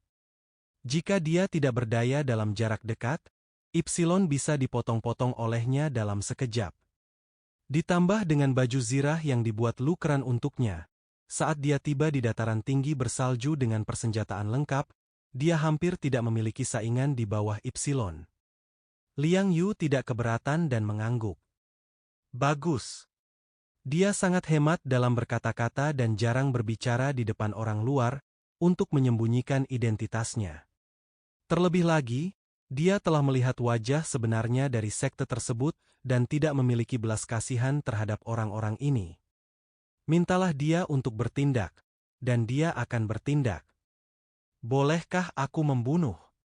Liang Yu bertanya dengan tenang. Paji Gesang berkata cepat, tujuan pertarungan round robin adalah untuk membunuh. Nona, Anda boleh menyerang sepuasnya. Tidak perlu menunjukkan belas kasihan. Dia berharap orang-orang di sekitar Zhang Yi akan membunuh semua tulang punggung keluarga Pudge. Zhang Yi mengangguk, baiklah, kalau begitu kamu harus menyetujuinya. Paji Gesang menghela napas lega. Meskipun ia tidak tahu seberapa kuat Liang Yu, ia mempercayai Liang Yu karena Zhang Yi memintanya untuk bertindak. Paji Gesang pun langsung mengatakan kepada Deji bahwa dirinya menyetujui permintaan Deji. Zhang Yi mengangkat dagunya ke arah Solang Deji yang berdiri di samping Paji Gesang. Kau duluan. Meskipun kita semua tahu bahwa Liang Yu sangat kuat, kapan Zhang Yi pernah mengambil risiko? Dalam pertarungan round robin seperti ini, wajar saja jika kita membiarkan umpan meriam pergi terlebih dahulu untuk menjelajahi jalan dan menguji kekuatan lawan.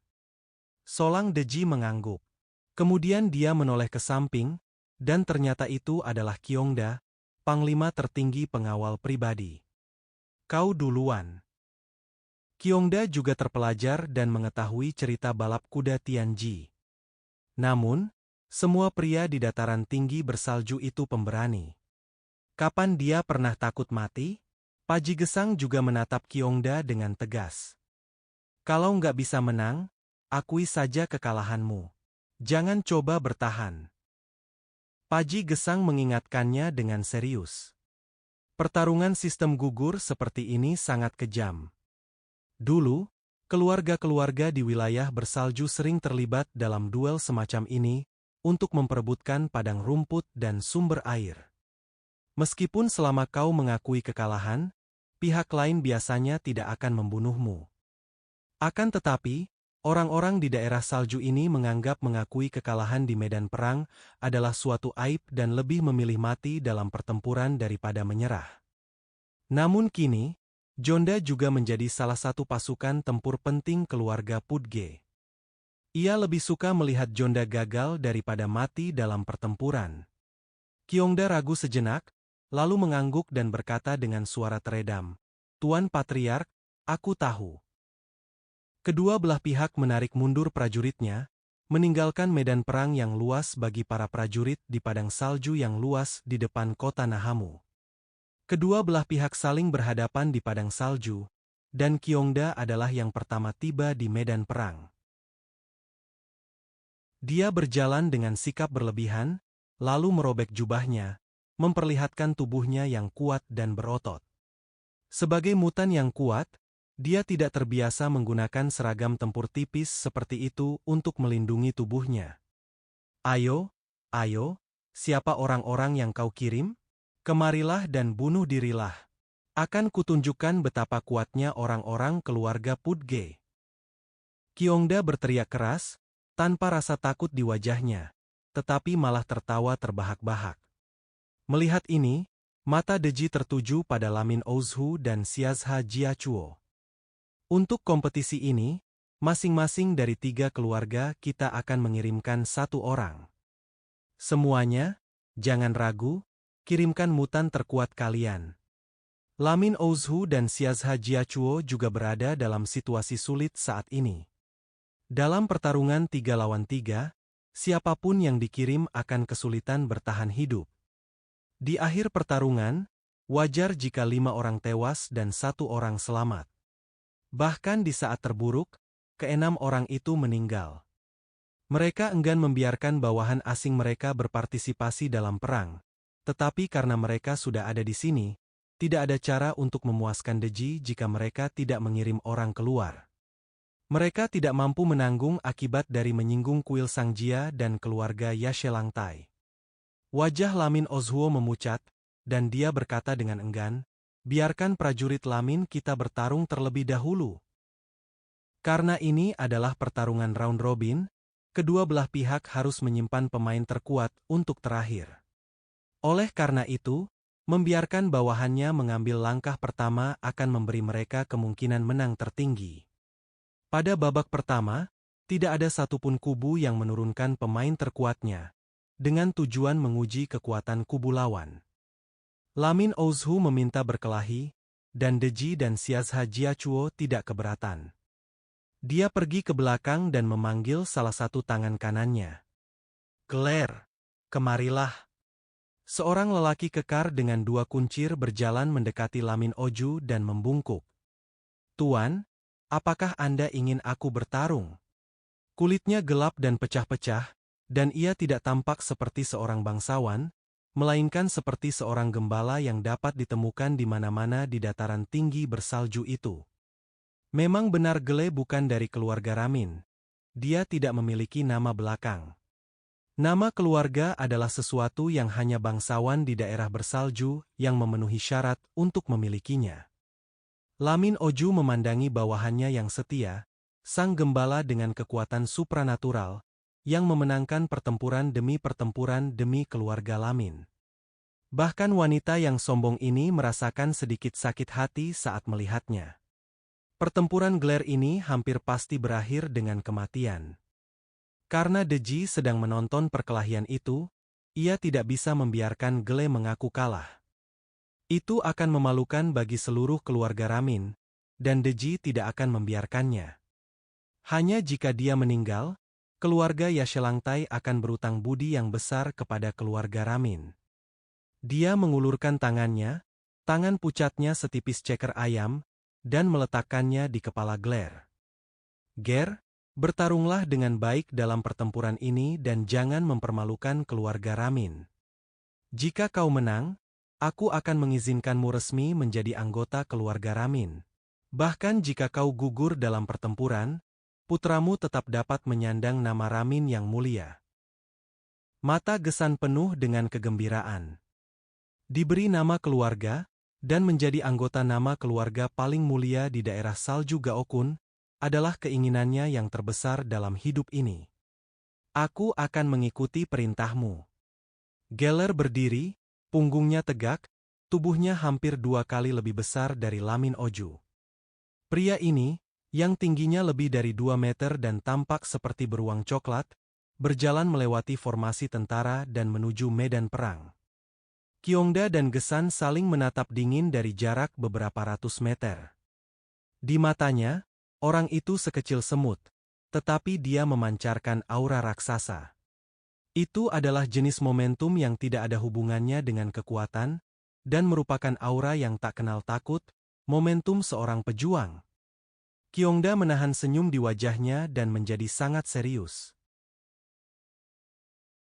Sekalipun Paji Gesang mengizinkannya menyerah, dia tahu bahwa dia tidak akan melakukannya. Menyerah di depan pasukan 4 keluarga besar akan menjadi aib bagi seluruh klan Gao wilayah salju, sesuatu yang lebih sulit diterima daripada kematian. Tapi karena aku tidak akan mati, aku akan mati dengan megah, menumpahkan darah panasku di medan perang. Zhang Yi, Liang Yu dan yang lainnya berdiri di belakang, menatap pertempuran tanpa berkedip. Zhang Yi tidak sombong.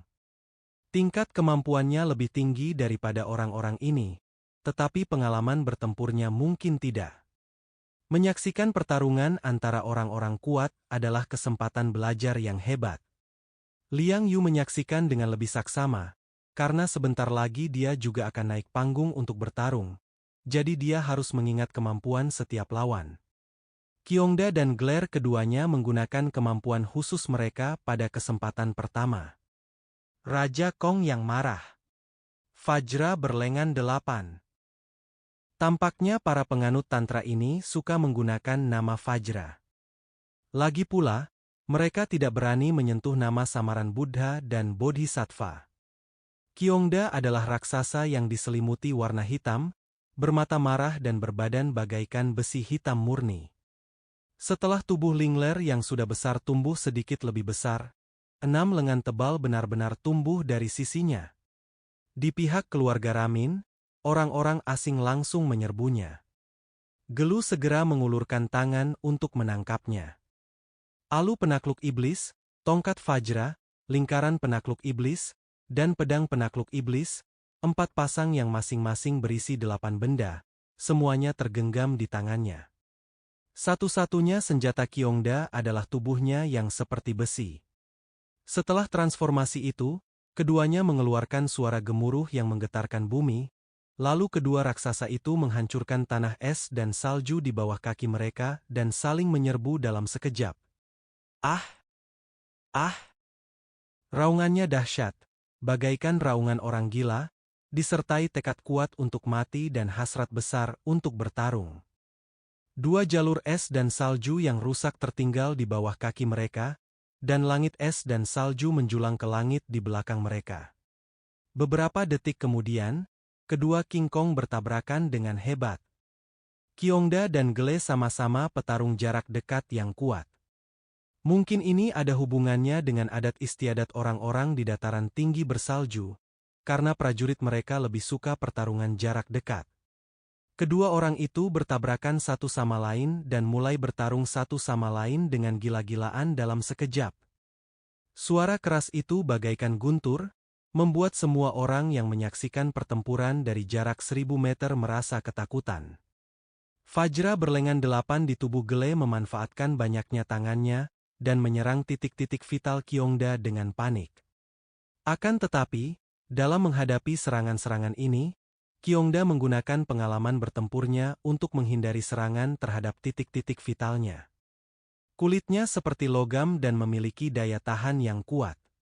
Selama tidak terkena bagian vital, luka yang merobek kulit dan berdarah di tempat lain hanyalah luka ringan. King Kong yang pemarah, saat dia sangat marah, kekuatan bertarungnya adalah yang terkuat. Pendarahan itu membuat serangan Qiongda semakin brutal. Lengan hitam pekat itu bagaikan 2 pilar besi, dan tinjunya bagaikan palu tembaga, menghantam keras kepala Zengger. Dengan satu pukulan, bahkan udara pun mengeluarkan ledakan sonik. Glare segera menggunakan 2 lengannya untuk menangkis kepalanya, sementara 6 lengan lainnya masih menyerang dengan panik. Dar! Dar! Dar! Guntur bergemuruh di atas medan perang. Meskipun tubuh mereka besar, gerakan mereka tidak tampak lambat sama sekali, melainkan sangat lincah. Bahkan Zhang Yi harus menggunakan kemampuan kecepatan spasialnya untuk meningkatkan kemampuan menangkap gerak agar dapat melihat pergerakan mereka. Ketika Zhang Yi melihat pertarungan antara kedua pria itu dengan jelas, dia tidak dapat menahan diri untuk tidak terkesiap. Sejak awal, mereka berdua tidak menahan diri sama sekali dan berjuang demi hidup mereka. Senjata Glare menebas tubuh Qiongda dengan ganas. Mata Qiongda memerah saat ia menghindari serangan di bagian vitalnya. Tinjunya bagaikan 2 palu tembaga, menghantam kepala dan dada Glare. Medan pertempuran dipenuhi suara tinju yang beradu dan raungan 2 orang, membuat banyak prajurit tampak pucat. Para pemimpin klan kedua belah pihak menatap dengan hikmat ke arah tengah medan pertempuran, sambil berdoa dalam hati agar prajurit mereka dapat segera membunuh lawan. Setelah mengamatinya beberapa saat, Zhang Yi merasa ada yang salah dengan Qiongda. Dalam hal kekuatan, Qiongda memiliki keunggulan. Pihak lain memiliki 8 tangan dan dia hanya memiliki 2, yang berarti serangannya akan selalu diblokir oleh lawan. Namun, ia merasa kesulitan menahan serangan lawan. Orang itu kuat. Zhang Yi berkomentar ringan. Liang Yu melirik Zhang Yi dan berkata, hanya sedikit pintar. Oh! Zhang Yi menatapnya dengan rasa ingin tahu. Liang Yu bertanya, mengapa manusia dilahirkan dengan 2 lengan? Bukankah karena semakin banyak lengan yang dimiliki, semakin mudah melakukan sesuatu? Bukan hanya manusia. Singa, harimau, rusa, dan kuda semuanya memiliki 4 anggota badan. Bukan berarti semakin banyak anggota tubuhmu, semakin tinggi badanmu. Tuhan memberi kita 4 anggota tubuh karena proporsinya paling harmonis. Mendengar ini, Zhang Yi dengan cermat mengamati gaya bertarung Gesan dan memang menemukan bahwa serangannya tidak terkoordinasi. Mustahil untuk menggunakan kekuatan penuh dari ke-8 lengan, dan mereka akan menjadi beban satu sama lain, menghilangkan kekuatan. Zhang Yi tersenyum tipis, memang Xiao Chongqi. Dia segera menyingkirkan senyumnya dan berkata, tapi, menjadi pintar juga ada gunanya. Gesang memahami kemampuannya lebih dari siapapun, dan tentu saja tahu bahwa mustahil ke-8 lengannya mengerahkan kekuatan penuh. Oleh karena itu, koordinasi awalnya cukup baik. Ia menggunakan kedua lengan alaminya untuk bergulat dengan Qiongda dan menahan serangan bertubi-tubi Qiongda.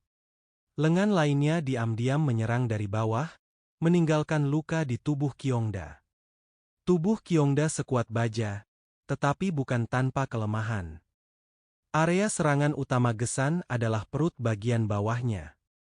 Ini mungkin tampak tercela, tetapi dalam pertempuran sesungguhnya, selama bisa membunuh lawan, segala cara akan digunakan. Bahkan di antara gerakan bela diri yang diajarkan Liang Yu kepada Zhang Yi, banyak gerakan mematikan merupakan serangan pada 3 rute yang lebih rendah. Mungkin kedengarannya tidak bagus, tetapi sebenarnya mudah digunakan. Wajah Qiongda tiba-tiba berubah jelek. Sebagai seorang pria, tempat itu jelas yang paling rentan. Jika diserang, meskipun lawan tidak menggunakan banyak kekuatan, ia bisa langsung kehilangan efektivitas tempurnya. Bajingan! Qiongda mengumpat dengan marah, segera menendang tanah dengan kedua kakinya, dan melompat mundur untuk mencoba membuat jarak di antara dia dan Gesan. Akan tetapi Gesang tidak mau memberi kesempatan sedikit pun kepada Qiongda. Ia pun segera mengejarnya dan menebasnya langsung dengan 8 pedang di tangannya. Terdengar ledakan-ledakan di udara, dan Liang Yu menggelengkan kepalanya sambil menyaksikannya. Zhang Yi mengerti bahwa di mata sang jago bela diri, pertarungan antara 2 orang ini sama sekali tidak mempunyai keterampilan. Mereka bertarung sepenuhnya dengan kekuatan kasar dan beberapa teknik bertarung dipelajari dalam waktu singkat. Dia jauh lebih rendah daripada Liang Yu, yang telah menerima pelatihan sistematis, dan bahkan jauh lebih rendah daripada Zhang Yi, yang dilatihnya secara pribadi. Pertarungan antara si kuat dan si mutan itu kejam, tapi juga penuh gairah. Tak lama kemudian, keduanya dipenuhi luka. Tubuh Qiongda dipenuhi luka-luka bekas gesar Wuqi, ada yang dalam dan ada yang dangkal. Luka-luka itu mengeluarkan uap dan darah mengalir deras. Setiap kali dia terluka, cahaya merah di matanya menjadi lebih kuat. Namun, Gesan juga sedang tidak enak badan. Lagi pula, kekuatannya tidak sebaik Qiongda. Qiongda memukul kepalanya dengan keras. Separuh wajahnya yang kiri berlumuran darah dan ia hampir tidak bisa melihat apapun dengan matanya. Dadanya juga terbentur keras, dan tampak penyok 1 atau 2 sentimeter. Pertempuran itu berdarah dan brutal. Sebagai mutan yang kuat, mereka sangat kuat dalam hal kekuatan dan pertahanan, sehingga sulit bagi mereka untuk mati. Itu adalah pertempuran sengit yang berlangsung selama puluhan menit. Darah berceceran di sekujur tubuh Kyongda, dan 2 pedang patah tertancap di tubuhnya. Kondisi Gesan pun tak jauh lebih baik. Ia batuk darah dari sudut mulutnya, yang mengalir ke janggutnya yang panjang dan membasahi pakaiannya. Ketika Paji Gesang melihat pemandangan ini, ia memejamkan mata dan diam-diam memutar tasbih cendana di tangannya. Di sisi lain, Lamin Ouzhu tidak memiliki ekspresi di wajahnya, tetapi wajahnya tampak menjadi beberapa jam lebih pucat. Jika pertarungan berlanjut, keduanya akan mati. Namun kini, tak seorang pun dapat menghentikannya. Siapapun yang menyerukan penghentian berarti mengakui kekalahan. Zhang Yi menyaksikan pertempuran berdarah itu, melipat tangannya, dan menoleh untuk melihat Paji Gesang yang sedang berdoa dengan mata tertutup. Aku tidak bisa terus berjuang. Kalau aku terus berjuang, aku akan mati. Apa yang akan terjadi kalau kamu teriak berhenti? Mendengar ini, Paji Gesang membuka matanya dan segera berkata, "Tidak. Jika kita berhenti, reputasi keluarga Paji kita akan tercoreng. Kyongda tidak akan menerima penghinaan akibat kegagalan." Zhang Yi bertanya dengan tidak sabar. Apakah itu akan memengaruhi hasil seluruh pertempuran? Paji Gesang tertegun sejenak. Baru saat itulah dia menyadari bahwa Kyongda dan Gele terluka parah. Tidak peduli siapa yang menang atau kalah, orang berikutnya akan mati dalam pertempuran berikutnya. Bagaimanapun, ini adalah pertarungan 1 lawan 1. Oleh karena itu, sekalipun mereka mengakui kekalahan dalam pertempuran ini, hal itu tampaknya tidak terlalu berdampak pada situasi pertempuran secara keseluruhan. Tapi kalau kita minta dihentikan, dan pihak lawan membiarkan orang yang sekarat itu terus bertempur, dan kalau dia melukai salah satu prajurit kita dalam pertempuran yang putus asa ini, bukankah kita akan sangat dirugikan? Paji Gesang berkata sambil menggertakkan giginya tanda enggan menyerah. Zhang Yi melirik ke samping mendengar perkataan Paji Gesang. Dia hanya ingat bahwa Paji Gesang hanya berpura-pura menjadi orang baik di hadapannya, dan mengira dia tidak berbahaya. Namun untuk bisa menjadi hegemon di wilayah barat daya, bagaimana mungkin dia adalah orang yang berhati lembut? Terserah, aku cuma mengingatkanmu. Melatih orang luar biasa seperti Kyongda itu tidak mudah. Zhang Yi terlalu malas untuk ikut campur urusan orang lain. Karena Paji Gesang tidak peduli dengan hidup dan mati bawahannya, Zhang Yi pun semakin tidak peduli. Paji Gesang pun punya dendam yang harus dilunasi dalam hatinya. Melatih Kyongda memang menghabiskan banyak sumber dayanya. Tetapi jika kali ini dia kalah, konsekuensinya akan tak tertahankan baginya. Namun tiba-tiba Paji Gesang ingin melakukan sesuatu. Saking khawatirnya, ia sampai teralihkan dan hanya fokus pada kemenangan.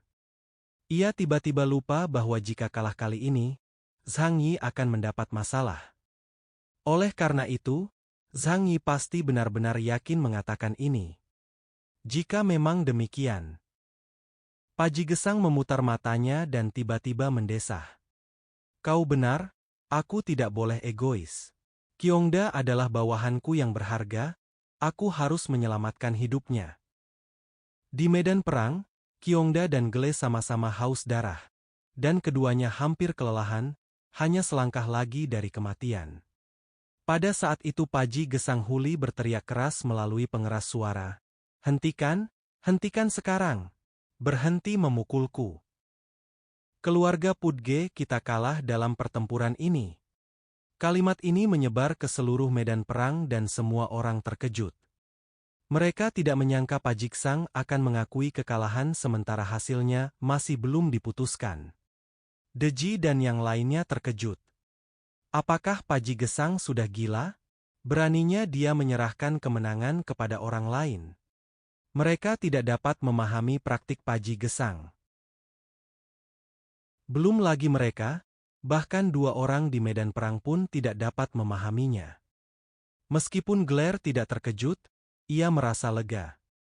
Ia segera mundur dan berhenti bertarung. Hasilnya sudah diputuskan, dan ia ingin menghemat tenaganya.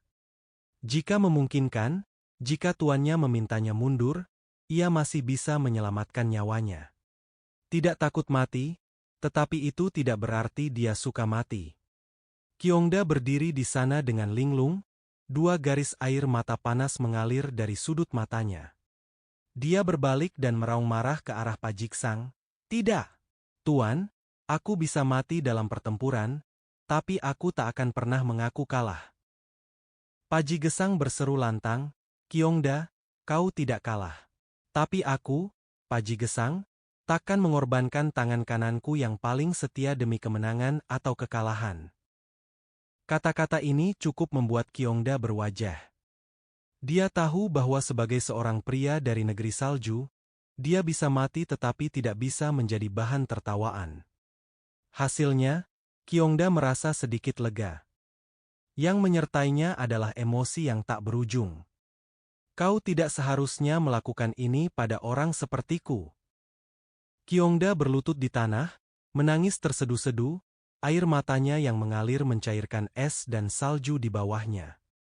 Pajigesang mengirim seseorang untuk segera merawat Kyongda dan menghiburnya. Namun, dia tetap berkata kepada Zhang Yi dengan hati-hati, Tuan, kita kalah dalam pertempuran pertama. Pertempuran berikutnya. Zhang Yi meliriknya dan berkata, santai saja, kau tidak akan kalah. Ketika dia tidak ingin kalah, Zhang Yi mempunyai metode pasti menang. Baru pada saat itulah Pajigesang dapat bernapas lega. Meski aku tidak tahu dari mana Zhang Yi mendapatkan kepercayaan diri seperti itu, aku yakin Zhang Yi akan mengirimkan orang-orang kuatnya untuk bertarung.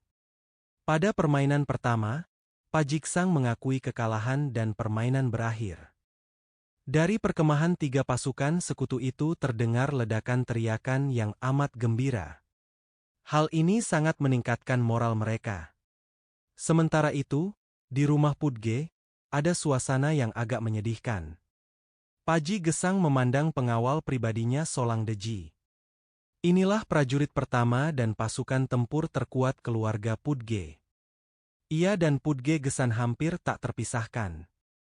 Bahkan saat tidur pun, ia tidur di kamar sebelah Pajigesang. Solang Deji, giliranmu.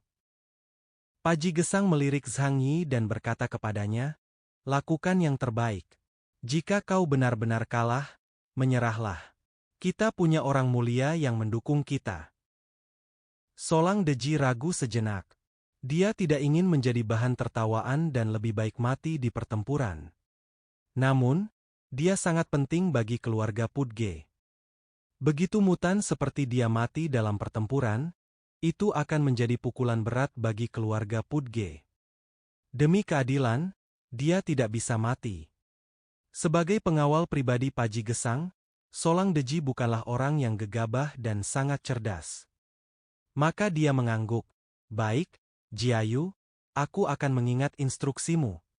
Di sisi lain, setelah menang, Glare berbalik dan melihat ke kejauhan. Dia sedang melihat rumahnya sendiri, Lamin Oju. Sangat sulit baginya untuk memenangkan pertempuran ini. Ia hampir kehabisan tenaga. Jika ia terus berjuang, mustahil ia akan menang.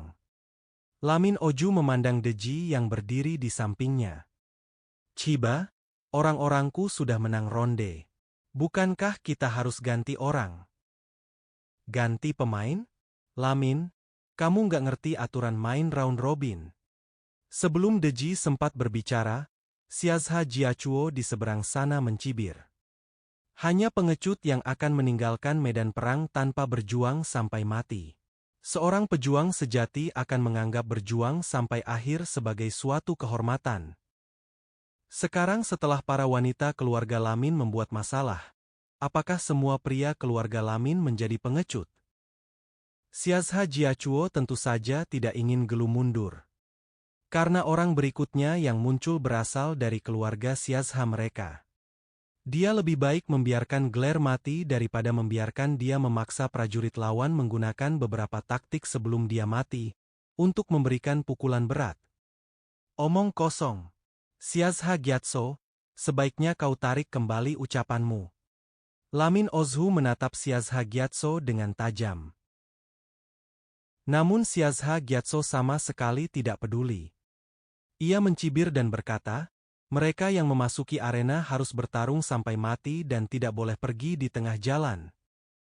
Dia menatap Deji, kalau tidak, jika kita kalah dalam pertempuran ini, bagaimana kita bisa menyelamatkan reputasi ketiga keluarga kita, serta reputasi kuil Sangki?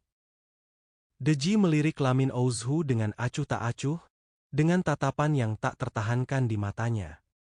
Lamin, biarkan prajurit itu bertarung seperti pria sejati sampai akhir. Lamin Ozhu menahan amarah di hatinya dan mengepalkan tinjunya. Namun pada akhirnya, dia hanya bisa menggertakkan giginya dan berkata tanpa daya, "Tuo." Geller tidak menunggu nasib yang memaksanya pensiun. Meskipun dia sudah tahu ini akan menjadi hasilnya, dia masih punya secercah harapan. Namun dia tidak berdaya menghadapi hasilnya. Mati? Kalau begitu mati. Gelu perlahan-lahan memejamkan matanya, menangkupkan kedua telapak tangannya di depan dada, dan berdoa kepada Sang Buddha, berharap agar ia dapat memasuki surga barat setelah kematiannya. Lalu dia membuka matanya, tampak tekad di matanya. Tak lama kemudian, Solang Deji muncul di medan perang. Di tangannya ia memegang tongkat Vajra, yang tingginya hampir sama dengan manusia, berwarna perunggu, dan berbentuk seperti tongkat panjang, tetapi dengan kerucut tajam di ujungnya. Solang Deji melangkah memasuki medan laga, menatap Gele dengan tatapan penuh tekad, lalu perlahan namun pasti mengangkat telapak tangan kirinya di depan dada. "Gler, aku di sini untuk mengantarmu." Solang Deji memegang tongkat Vajra di tangannya dan menatap Gele dengan mata yang tidak menunjukkan kegembiraan maupun kesedihan, melainkan hanya niat membunuh. Sambil memegang tongkat, dia berubah menjadi kilatan petir dan menyerbu ke arah Gler. Badai dahsyat terbentuk di belakangnya, dan kecepatannya yang tinggi menimbulkan angin kencang. Gelu membusungkan dadanya, mengayunkan kedelapan tangannya dengan marah, menggertakkan giginya, dan bertekad untuk menggunakan hidupnya untuk mencari tahu identitas asli Solang Deji, atau bahkan menimbulkan kerusakan parah padanya.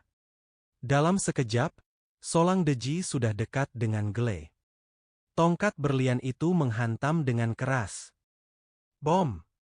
Dua alu penakluk iblis milik Geluo menghalanginya, namun langsung ditepis oleh Solang Deji, hingga darah mengalir dari buku-buku jarinya. Tongkat itu menembus lengannya dan mendarat tepat di bahu Gler. Hanya dengan satu pukulan, bahu kiri Gler hancur dan salah satu lengannya jatuh lemas. Solang Deji, mutan penguat, nama kode kemampuan ascetik, indeks kemampuan 9.800 poin.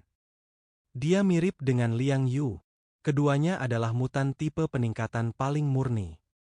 Setelah mutasi, ia hanya memperkuat kualitas fisik dasarnya, dan masih memilih bertarung dengan postur dan kemampuan manusia.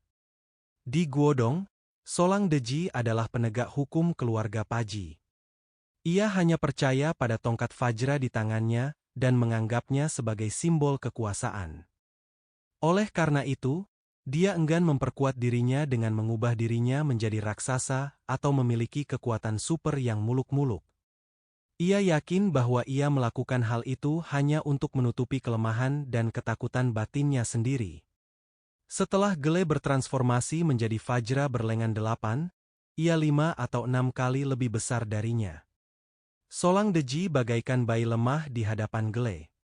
Namun, serangannya langsung melukai Gler dan membuatnya berada di ambang kematian. Gelu, yang sudah terluka parah, bukanlah tandingan Solang Deji saat itu. Meskipun memiliki 8 lengan, ia tak berdaya menghadapi tongkat berlian Solang Deji. Solang Deji tak menyia-nyiakan kata-kata. Setiap kali ia memukul dengan tongkat Vajra, tongkat itu akan menimbulkan hembusan angin kencang, dan suara dengungannya setajam jet tempur yang lewat. Angin kencang bahkan bisa membuat Gler kehilangan keseimbangan. Bahkan saat menghadapi lawan yang terluka parah, Solang Deji tidak bersikap santai atau menahan diri sama sekali. Dia tahu bahwa pertempuran ini masih jauh dari selesai. Selanjutnya, ia harus menghadapi dua lawan dari musuh. Deji bergerak fleksibel di sekitar tubuh Gele. Dalam hal kecepatan dan kekuatan, ia jauh lebih unggul daripada Gele yang terluka. Dengan satu pukulan, dia mematahkan lutut Geller. Tubuh besar King Kong jatuh ke tanah dengan keras, dan pukulan berikutnya bagaikan penghakiman para dewa dan Buddha, mengenai kepala Geller. Geller menangkis dengan tangan kanannya, namun dengan suara "krak", lengannya hancur berkeping-keping, separuh lengannya terlempar keluar, dan darah muncrat. Solang Deji dengan dingin membalikan tongkat Fajra di tangannya, dan menusukkan ujung runcingnya langsung ke kepala Gele. Pada saat ini, Geluo yang sedang berlutut di tanah tiba-tiba membuka mulutnya dan menggigit Kuo dengan ganas. Krak suara keras terdengar di medan perang, dan Geller mati-matian menggigit tongkat King Kong dengan giginya. Kekuatan Solang Deji begitu hebat sehingga beberapa giginya patah. Namun, Geluo menggigit tongkat Fajra sekuat tenaga, dan Solang Deji bahkan tidak memikirkannya. Ia bahkan tidak berani menggigit tongkat Fajranya dengan mulutnya. Jika kau melakukan ini, jika kau gagal, kepalamu akan tertusuk. Ia meremehkan tekad Geller. Geller tahu bahwa ia akan mati, jadi wajar saja jika ia bisa menukar hidupnya dengan sesuatu. Misalnya saja cedera Solang Deji. Tongkat Fajra menembus gigi Gele dan akhirnya menembus tenggorokannya, dan darah mengalir di sepanjang tongkat Fajra. Tetapi pada saat yang sama, Geluo memeluk Solang Deji di depannya erat-erat dengan tangannya. Dengan tenggorokannya yang patah, Geluo melolong dengan suara yang sama sekali tidak manusiawi. Lengannya mengembang seperti balon, lalu ia mengerahkan seluruh tenaganya untuk mengunci Solang Deji erat-erat. Saat seseorang berada di ambang kematian, kekuatan yang dilepaskannya dapat melampaui batasnya. Wajah Solang Deji tiba-tiba memucat. Meskipun tubuhnya kuat, ia merasa seperti dikunci erat oleh dua lingkaran besi. Kekuatan dahsyat itu meremas tubuhnya, menyebabkan organ-organ dalamnya melilit. Ah! Solang Deji pun murka. Ia mengerahkan seluruh tenaganya untuk menghunus tongkat Fajra di tangannya. Dengan suara "puci", tongkat itu menembus kepala Gele dan keluar dari belakang kepalanya. Gelu akhirnya meninggal. Bahkan hingga ajal menjemputnya, mata merahnya masih terbuka, dan lengannya memeluk erat Solang Deji. Solang Deji berteriak, "Wow!" dan darah muncrat keluar dari mulutnya. Dia berjuang keras untuk melepaskan diri dari belenggu mayat itu, tetapi melihat wajahnya, dia tampak pucat pasi. Pemandangan itu membuat pupil mata Paji Gesang tiba-tiba mengecil. Oh tidak! Hal yang paling dikhawatirkannya menjadi kenyataan. Meskipun Geluo sudah mati, kekuatan yang ia keluarkan sebelum kematiannya masih melukai Solang Deji. Mutan yang ditingkatkan memiliki vitalitas yang paling kuat, dan situasi ini umum terjadi. Oleh karena itu, ketika bertarung dengan mereka, tidak boleh ada kelonggaran. Solang Deji kini cedera. Meski cederanya tidak serius, masih ada pertarungan sengit yang harus dijalani selanjutnya. Jelaslah bahwa setelah perang, Solang Deji telah jatuh ke dalam situasi yang sulit. Di sisi lain, semua orang di ketiga pasukan koalisi memiliki senyum di wajah mereka. Mutan kedua dari keluarga Pudge juga terluka, jadi tampaknya pertempuran berikutnya sudah pasti.